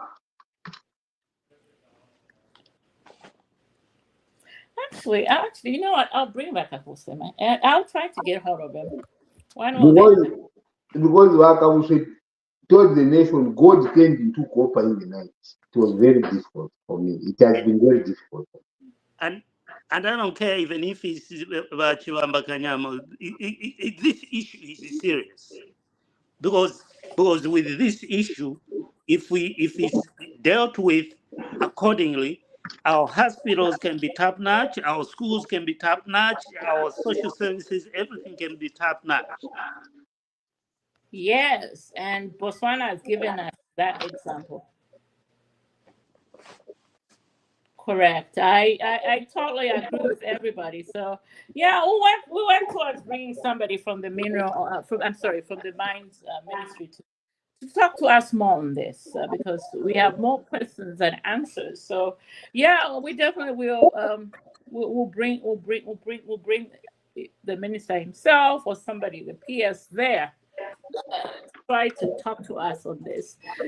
So shall we move on then? Oh, actually, Lady Sarah rejoined. But Lady Sarah, do you have any comment to the recent announcement that finally we are going to map our minerals? There's a company already doing that as we speak, so we know which mineral is where. Of course, we already know there's gold in Kasempa, there's gold in my father's backyard in Shikatende, there's lithium in Are my you sure? mother's, yeah, yes, in my mother's backyard in Backyard? Ugolo. You are rich, Yes, sister. yes. So what do you You have are to say rich. about that? No, we are just waiting to see how the thing will go on, and then our eyes are like, we are watching. Yes, yeah, we Yeah. should all be watching. I mean, there's lithium in my mother's backyard in Igualo, so I can speak. My sister, you must be rich. I am rich. Don't just look at me. I'm rich. Gold in my father's backyard. Anyway, shall we move on to the next topic, which I'm very happy about, and Bakazia is going to be disappointed about, because he and I went toe to toe a few weeks ago. And Someone is asking Sisi that Venemwetwa, hey, what is this program? tell her. Bene, Yeah, this program is on Bantu TV, and we are here as Zambians, those in the diaspora and those in Zambia. We are just looking at the happenings in Zambia and how we can contribute positively. perfect. Yeah. You have taught her rightly so. Okay, now shall we move on to my favorite topic of the week, which my literally saliva was coming out of my mouth as I was reading. And this is the court's news this past week were just captivating. To believe that, to think that you have a leader who goes in a church looking all humble, and we all bought the humble pie. He was elected into office, and then when we were all not listening and looking, he's advising his wife to go seek the advice of a witchcraft in terms of stolen money. And this case is no other than that case of the former First Lady, Esther Lungu. This is in question to the $400,000. And again, let me just put this on record that this case was brought about not by the New Dawn government. It was brought about by Mrs. Lungu's niece, who was kidnapped. Sponsored. Bakazia. Nobody's saying, nobody's saying that. Anyway,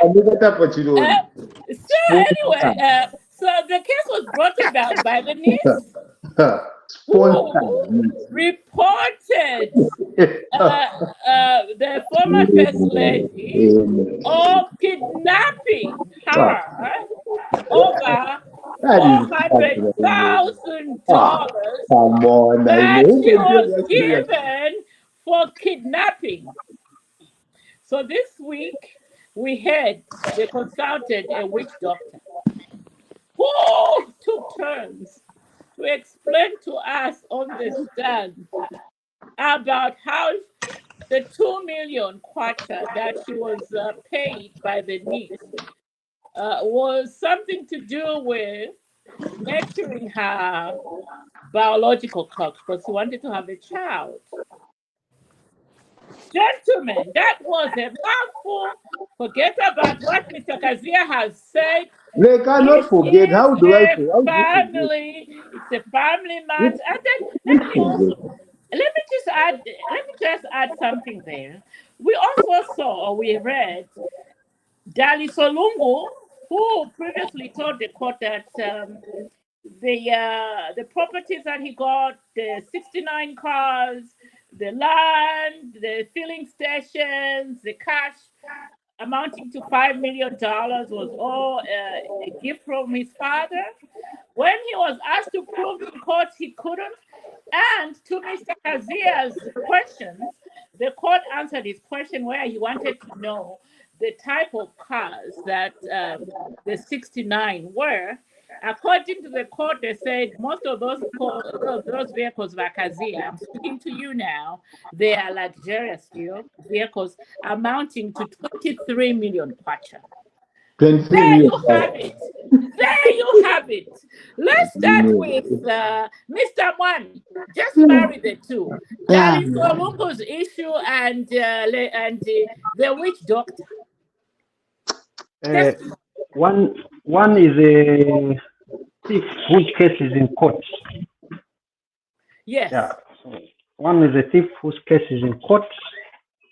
Rich dad giving him all those things. I didn't know.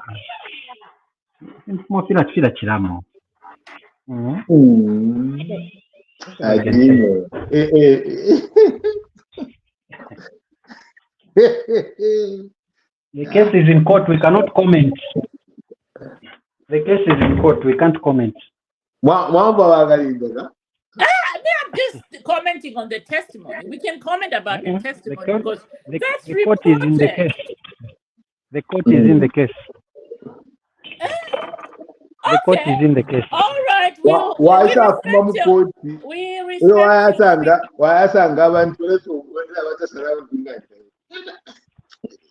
actually, I haven't read it properly. What are you saying about the witchcraft? The witch doctor? No, we were just. This matter is in court.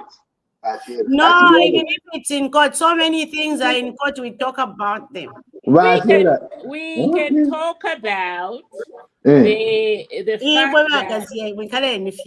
fact that we can talk about the irony by Sarah of having the first lady talking to a witch. What would you call them? A witch asking for 2 million kwacha. For what? As part of her $400,000 she gave her niece. That's Sarah. If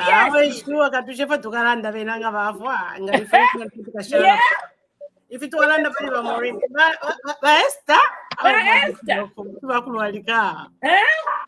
they come out in public and telling us they are humble.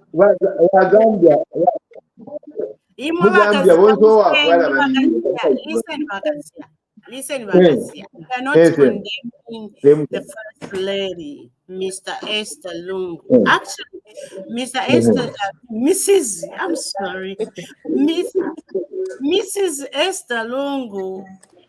I think she even looks good now. I think she was abandoned. I think Lungu was not good to her. She never used to look very good. No. Let me say something. Let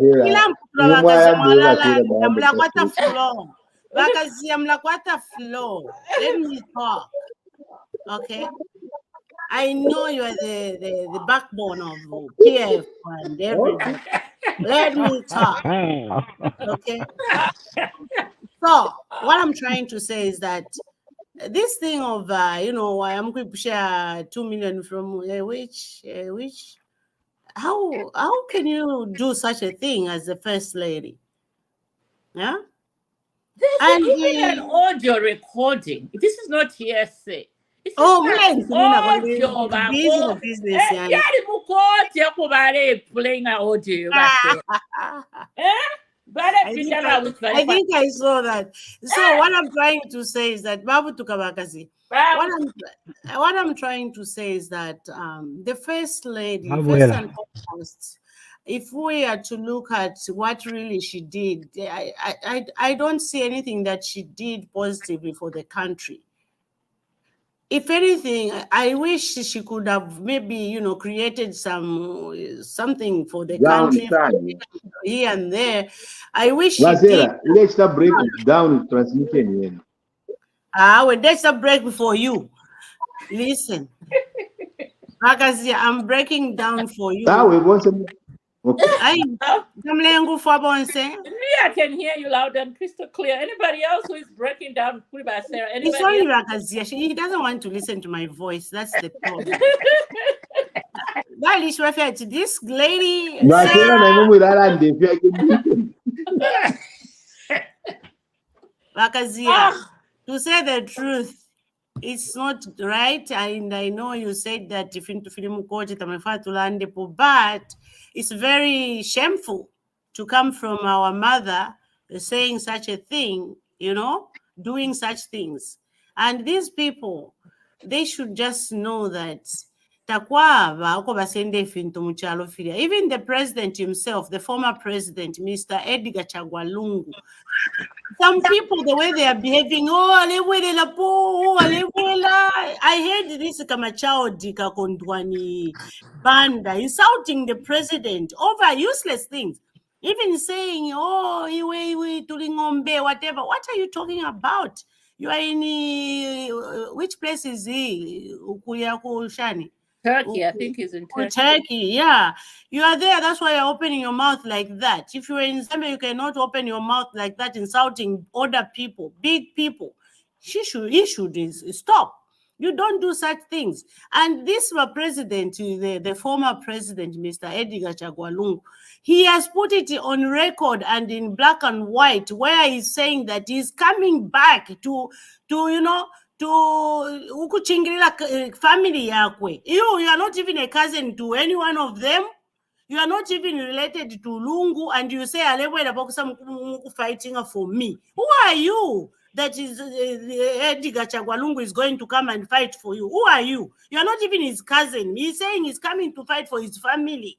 That's what he's saying. He cares about his family. That's why he used to give those checks to his children, So let's be careful, Zambians. This man doesn't mean well. Hatred will make him even collapse one day.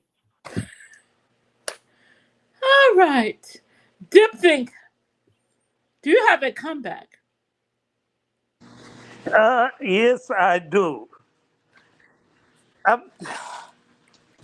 The issue of the witch doctor, it has brought me on.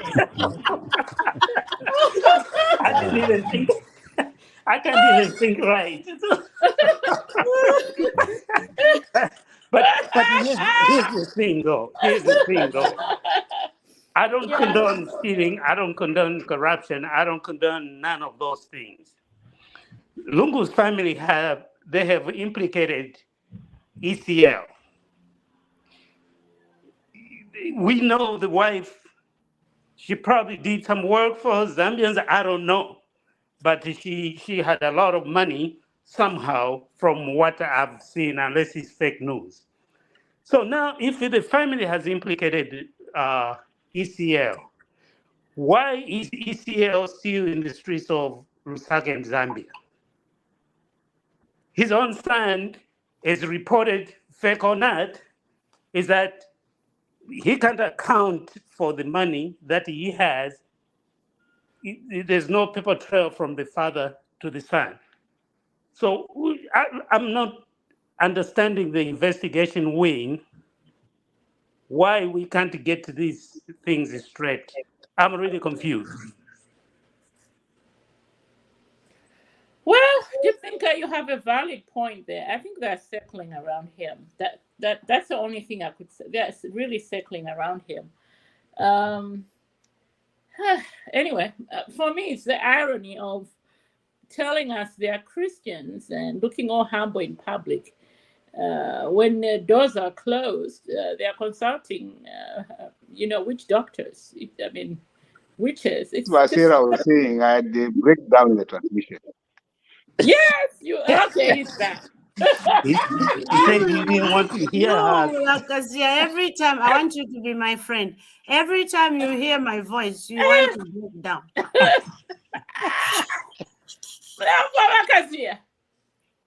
He's breaking down. Every time I speak, the man just breaks down. But Sarah, I can hear you now, Papa. I thought I'm breaking down. Sarah, Yes? Madam Moderator, and Sarah. Yes. You think? I really, the moderator touched on the Christian issue. Yes. We really need to assess how Christian our Christians and Christian nation is in this instance. We really need to reassess our Christian values if we are going to go that route, because we have a lot of false prophets. Even the Seer One is active in our country. Can you All believe in the that? name of Christianity. That man, that Seer One, that one is a very stupid man. Very The moment, stupid and very ignorant. but you see, You made him. the entry point is how we look at Christianity ourselves as Zambians, because we have a lot of people from outside of the country that are coming to be bishops, pastors, and everything, and they are even involved in the politics of the That country. Kamasia One should be reported to Facebook so that he doesn't air any rubbish that is airing. But even bishops in That is Nigeria, they zero. speak about our country a lot But more. So we need to reassess our Why Christian doesn't values. he That's speak all I'm about saying. Boko Haram? he can't, Well, man. but you Hello, see, Adishani Vani. We yeah, made but Jufia, my abuela. Mwalimu I don't Panga know. Seer One. See, one You is see, nothing like. Seer One has been made. Look at this. Wakazia, Seer One let me is just go in a quickly. self-made. Let me just go Seer in One quickly. is a self-made. We have made him what he is. You see, nothing else about it. We have just, as the country, made Seer One It's true. as something. When he On that was one, not, I agree you with remember you, Wakazia. I agree. me. I agree 100%. We have another I, copy of Seer One in Tayari, Chilufia Tayari. yes, you see, we Same make copy of stupidity. Seer One. If we to Bangladesh to be stupid and president, here is how it happened. And this is something that has started as being developing. Number one, there were groups of people who were insulting President H when he was in opposition. And we, the guys that were, we did not go after them. You understand? We did not deal with them. We never said anything. Seer One was one of those who was on the side of the UPND attacking the PF. And nothing was done from the UPND to stop him. So these monsters that we create when it's convenient for us, they come to hit us and then they become popular for what they shouldn't be. I, for one, I never listened to Seer One. I just hear that Nala and I have refused to make him popular by even going to comment on his page. Nothing. Because, if we differ as Zambians ourselves, it must end as us ourselves as Zambia. Not another third party, because when the third party gets into there, they come and be confused and create chaos where it is not. Umuntu have a cheap psychology. See, I want to just do the cheap psychology of the things that he says. Hey, I made the HH. What can see I want to do to HH? What can see I want to see I want to make it wrong? He can't do any of that. Imagine, But that's my boy. people, but I'm going to blame it because we allow them and we give them a platform. More, this guy is back even to our own boys, 20-year-old boys, 15-year-old boys. ayamba okutuuka president natwikala tule mutamba ati no, this is Can you okay. imagine that? Why Hello. are you insulting? Why can't you just speak? People listen to your views and everything. Why are you insulting? Why should you insult a big person like that? Mr. Hakainde Chema, to be insulted by that boy, Kabranda Kanye. However, this issue, let me just step in real quick. I think again, Monin, here's the thing. Siawanu, even that young boy, that junkie living abroad in Banda, the Kondwani Banda boy, how does he have the audacity to insult a Republican president? And then you're in a foreign country. You're saying, I come from this country. And then you let to Can you imagine? Like, who are you? Okay? First of all, who are you? You're just a junkie living abroad. Can you imagine? And then Siawanu, even him is even worse. He's just what you call those people. I'm political sympathizers. They just move where the wind is.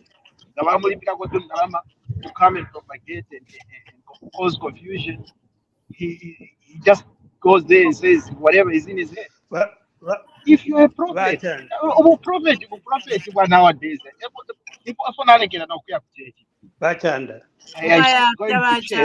Overseer one. Really? Okay. Let me finish. Let me finish my point.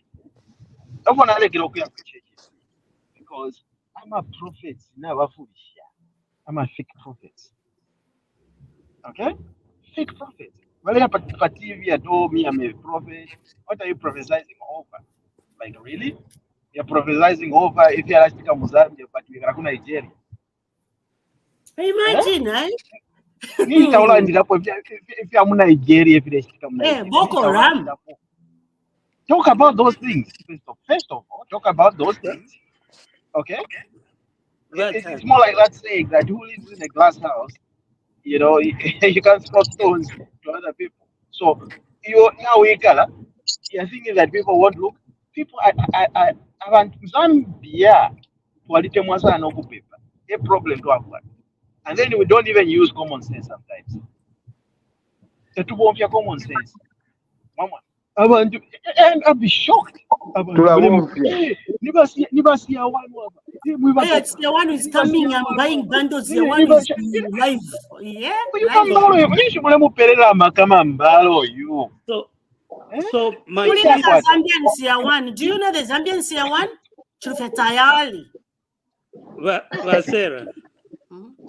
My point was not to bring just to mention that, because when I talk to people in Zambia, they talk about CR1. But my point is that we need to reassess our Christian values. Because when we were growing up in Mumbwa, Sarah, walking with your mom, you could not insult an adult. No. Those are the values that I'm talking about. We, even in this group right now, we agree, regardless what political party we are affiliated with, we agree that some things that some of these Christians in Zambia are doing are not right. Yep. So if we agree with that, we need to reassess how we are conducting our Christian values in Zambia. I'm not saying eradicate Christianity or religion. No, that's not what I'm saying. We just need to reevaluate our values so that they can be instilled. Even at a higher level, we hear insults. So generally we just need to reevaluate that. Otherwise, foreigners come in and then they see that there's a culture of insult and they take the insults to a whole another level. Because we've abandoned what we value the most, respect for the elders. I yield. A deep thinker. Yes, a deep thinker. Yes, ma'am. Do you think that can be an easy thing to do with our Zambian the generation? What do you call this generation which is insulting people like this? But have you ever heard anybody that was born in our generation open the mouth and insult people like that, even if something is wrong? No. But It's because of what we've done. We've done our children, we've put them, even our own children. A child is insulting the mother. So what can stop this child to insult another person who is not even their dad or their mother? Because our children, they can, I mean, when I say our children, I don't mean like my own children. Yes, they're all inclusive, but the generation that is there, when you talk, nishimwe, and what? Kufisha from lefoya, abanabo, ubukote, or, ageism is all over in Zambia. Insults are all over. What are we going to do? Because we've destroyed this, and it will take another century or another, I don't know how many decades to change the scenario. Because if your mother will just look at you with an eye, you know what she means, right? correct. Just an eye, without Correct. even before just an eye. So You know that this one, I'm wrong. But these children, when you look them with that eye, so here's the thing, Sarah. Here's the thing, Sarah. We as adults have modeled that kind of behavior around the children. Yes. We have modeled that. When Kaunda came out and called all these other opposition people stupid idiots and all that, that was in public domain. We were actually educating, schooling our children, which is us now, with that culture of openly. Mom and dad used to have fights, but I don't remember a fight at all. But I know they did. Because every morning, mom, when she's cooking breakfast, she'll be pacing back and forth, checking on us. But when she didn't, we knew there was a fight. I like that. Say that again. Yeah. Say that again. She'll be checking on us and all that. But if she's cooking breakfast and it's on the table and mom is not there, we know something happened. So we as adults have created a culture of disrespect. I definitely agree with you, a big thinker. Before you come Me, in, I don't You want know- to lose what I have on my mind before you come in. I think also, what's the work of the embassies? What's the work of the foreign embassies, the Zambian embassies, in where they are? Because there's an embassy in Turkey, there's an embassy in America. They could fish out these people, put them down and sit them down and tell them never insult. If you have issues, talk, okay? Put your views on the table, but you should not insult the head of the state. It's not in our culture. This culture of insults should stop, and it should start from there. But if we let these children, these young people, because they're in foreign land and they're busy insulting the president, it's not going to look good, because our culture doesn't allow young people insulting. Even if you are older, you cannot start insulting the head of state like that. So In the the presence embassies of should come children. in force and, put these people, sit them down to say, Iwe, because we have videos where they are insulted. What did you mean? What?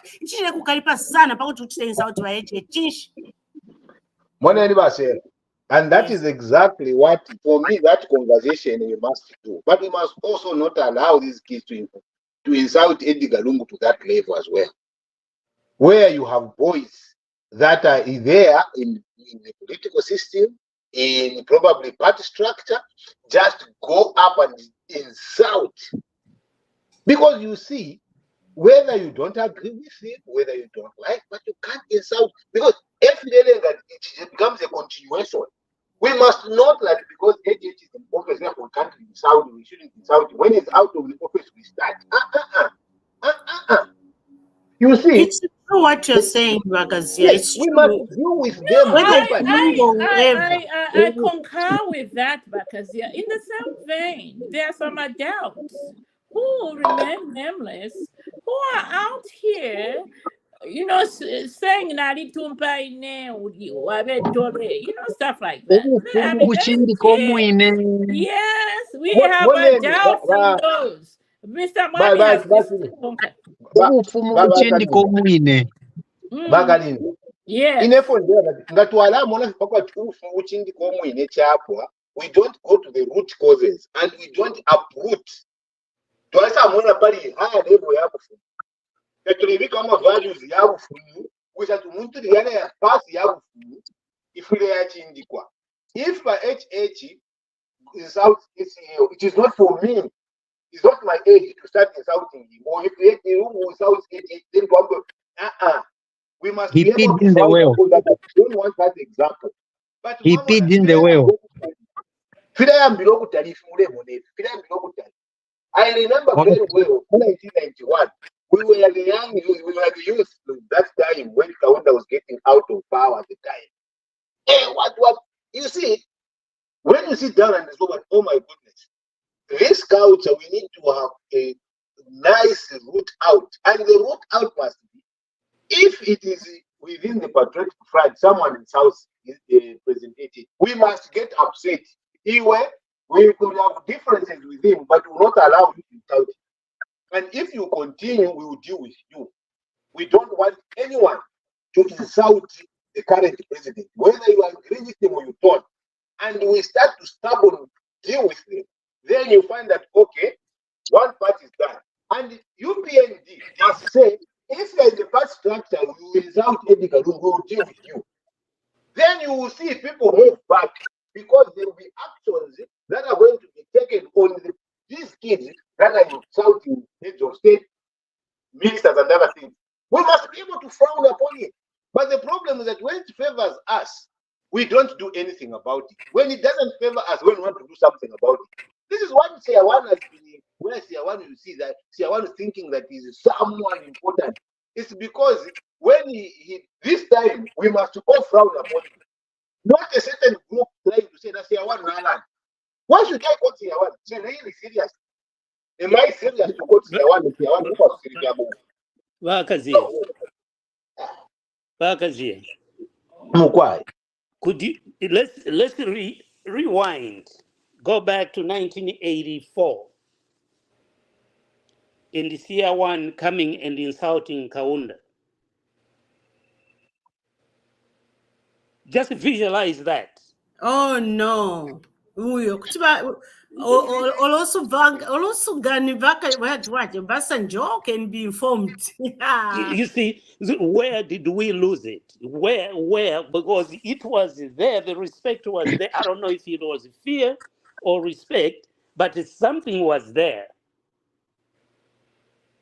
Where did we lose it? Too much freedom. You gotta Too find much the root freedom. cause of the problem. Too much human rights. Yeah, too much No, when we human started rights. to accept Shall we double put standards, listen to me, for me, when we started accepting double standards, if it is okay for me, and it's insulting the deep thinker, so long as it's insulting me, it's okay. I cannot frown upon this person for insulting the deep thinker because he's not his age and there's no room for that. Double standards have been there for years, Bakazia. Even during Kaunda, he insulted even Chiluba when he was president. Kaunda at the level, it is different. If it's not even at the level of president. These are boys not even like peers. Your peer were deep thinkers, the one you are born the same way and all that. Then you go to Yakutu, you don't even feel anything because it's your friend. But these are kids, children. They're the ones that stand up and say, want to castrate the head of state and to get some circumcised. And he's talking like that, and nobody frowns upon that. How? PF is funding them. The provincial chairperson for Northwestern Province. Shall we end the discussion? We are on Yes, ma'am. our Mac and let's put a caveat on this for today, but I'll give each one of you 1 minute to do your rant because we can't end the show without a rant. And I'll start with the ranting. Yes, Mr. Mwami, like we do every Sunday. You start the rant. Go ahead. ECLO peed in the well. Wakasubira mugoti. That's why we are in these problems. What's that? Look at that language. We are just talking about the language. Look at that. I'm not the owner. It's the friend who was saying it. So Wakasubira look at mugodi, where it's what's starting that? from. Huh? Oh, adisundira pachishima. You know, where is the place where you get clean water? Nomba muntu kuyasundira pachishima. Nomba mwana wamesha msango chani. Wait, oh, okay. Wakasubira mujigala. Nambe wakasubira mujigala. Wakasubira mugoti. Uh-huh. Lero Yeah. kyashuka nomba. That, adisundira pachishima. But you did it. Like, I want to No, mention Ayapia. but no, it's Mr. Mommy's rant. Let him go yes. ahead and finish his rant. So what he's saying is that a well is a communal place where people get water, clean water. We are assured of clean water. Now, when someone urinates on that well, it should attract comments from everyone who is a concerned member. Whoever drinks water from that well must say something. You should not keep quiet. Otherwise, if you just keep quiet, you'll be drinking dirty water. And right now, we're drinking dirty water because someone urinated on that well.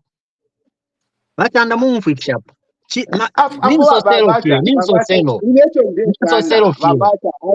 need to be very clear with Mamata. What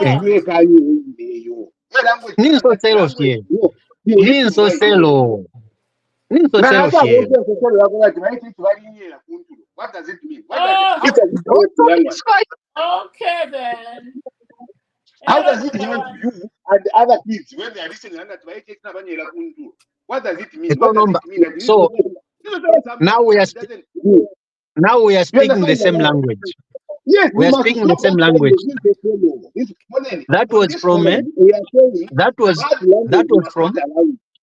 That was from a kateka to a fellow kateka. So mwamu napa the problem. Lekeni bapuishe bakazia lekeni bamashina lekeni bapuishe ranti ya kuna imo mwala ingira kiri kumuti Ainani mpuisha. Okay. Go ahead Bamash. Okay. Go ahead Rakazia. What's your rant? Let me go last. Okay, Lady Sarah, what's your rant for this week? For now, I think we are in the morning mode. I just want to be in that mode. So my rant is to wish the family to our lady, the First Lady, Mrs. Maureen Kakubo Mwanawasa. May soul rest in peace. Thank you. Brilliant. Deep think. Okay, my rant connected to Lady Sarah. May the family find solace in God's words and deeds. In the African tradition, most of the difficult situations are discussed when you have like funerals like this. That's when elders meet and discuss things even beyond the funeral. I'm hoping and I'm praying that Dr.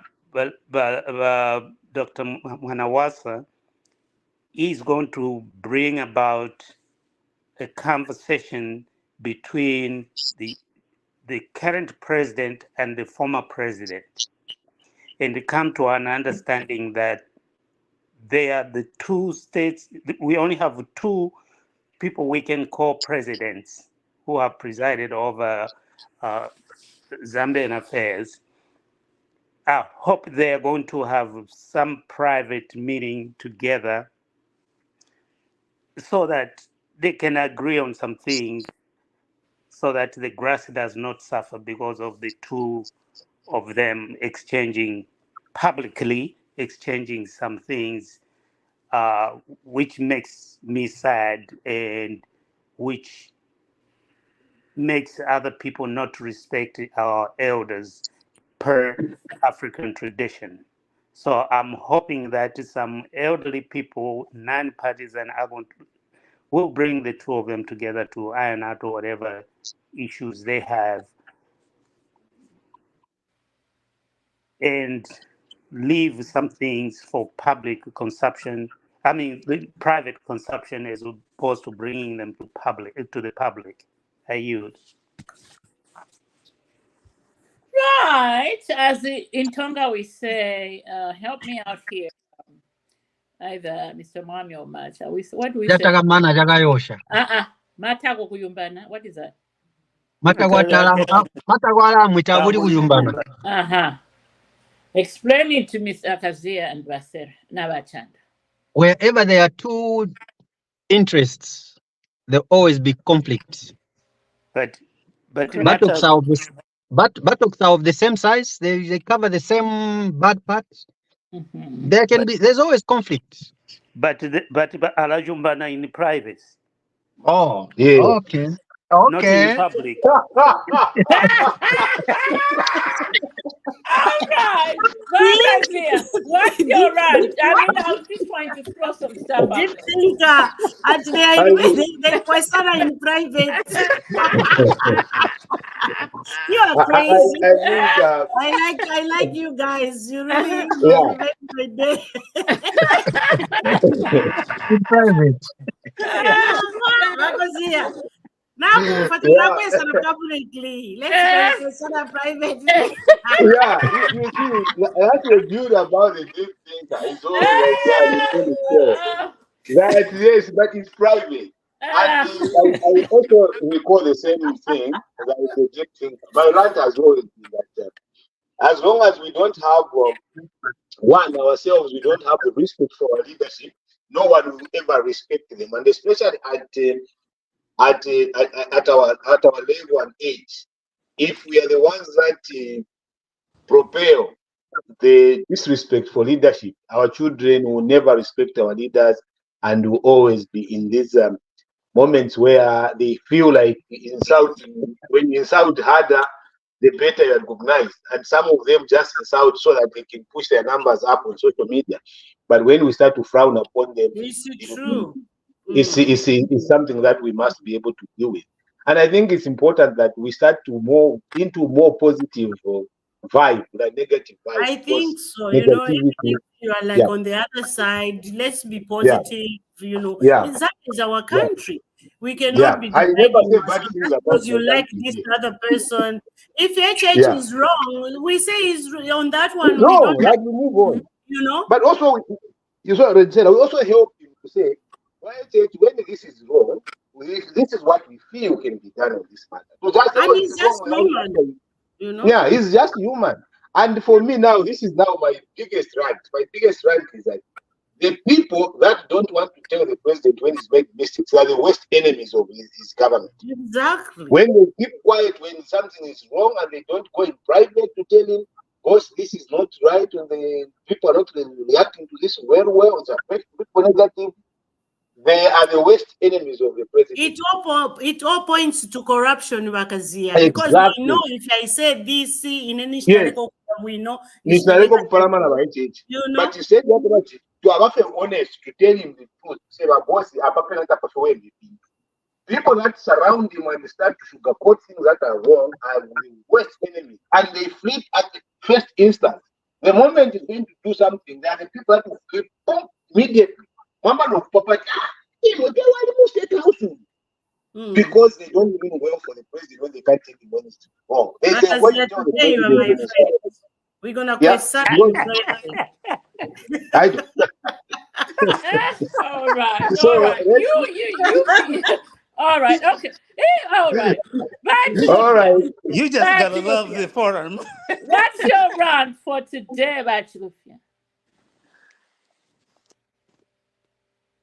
Okay. He's not hearing us. Anyway, I can come in. The president's salary is 53,000 kwacha. Now you're opening up another Pandora. You are opening up another discussion. Yeah. No, it's a rant. It's a rant. That is not right.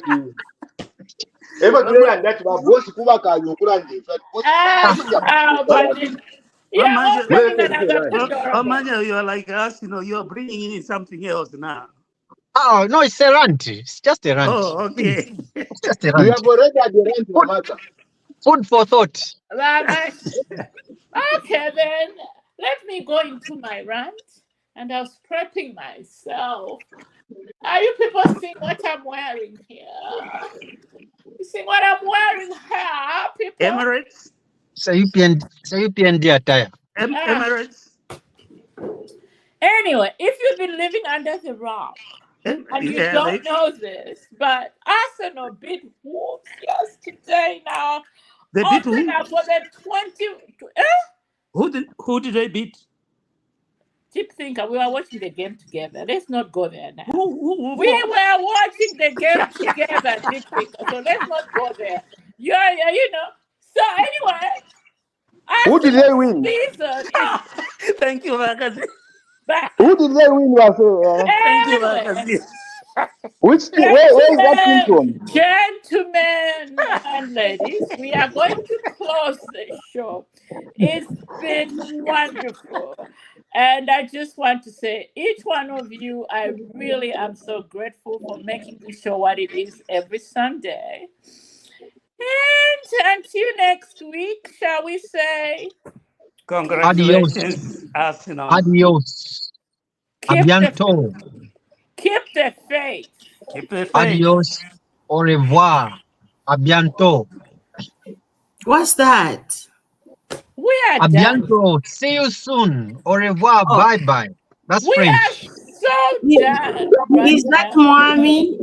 Yes. Yeah. Happy Sunday, people. And I just want to let you know that here in Seattle, I'll be doing a presentation on financial literacy with SMT Mark, our senior marketing director. So those who are interested, if you have people here, let them come to Holiday Inn in Everett, Seattle. Madam You Sarah, And I okay? just also want to give a notice as well. Uh-huh. I have been nominated to chair the recruitment of physicians committee here in Fredericton, New Brunswick, through the Chamber of Commerce. I will be chairing a meeting that might bring doctors into Canada. So that sounds like a good idea. We will have a conversation. So I'll be leading a team, the Ministry of Health and the Chamber of Commerce. That's what we're talking about. Congratulations. Congratulations, both of Thank you. That's Hey, what we guys, are wish all me about. well. I'll be the host. Oh, Yeah, Very so good. Lady Sarah, Yes. let's compare notes. Say this on literacy. Yeah? Financial literacy. Oh yeah. Let's compare notes. At something. Let's compare notes. I don't know how we can compare notes. I don't have a pen with me here. Hey, do you have somewhere you can write? It's You have my somewhere you can number. write? You have somewhere you can write now. I'm not in a Okay, position to write. let me help you out. I will text you. Okay, let me write someone. +2. I will text each one of you's numbers. Yes, I Okay. think All right. people can steal your information. You're on Yes. Facebook. Yes. So I'll text you his number. You guys can do a WhatsApp. Thank you, my call. sister. You know, It's Okay. I'm even out here Miss Kozia is my friend now. Yes. Today only. Okay. Next week, people, keep the faith. Even Oh next my week, God.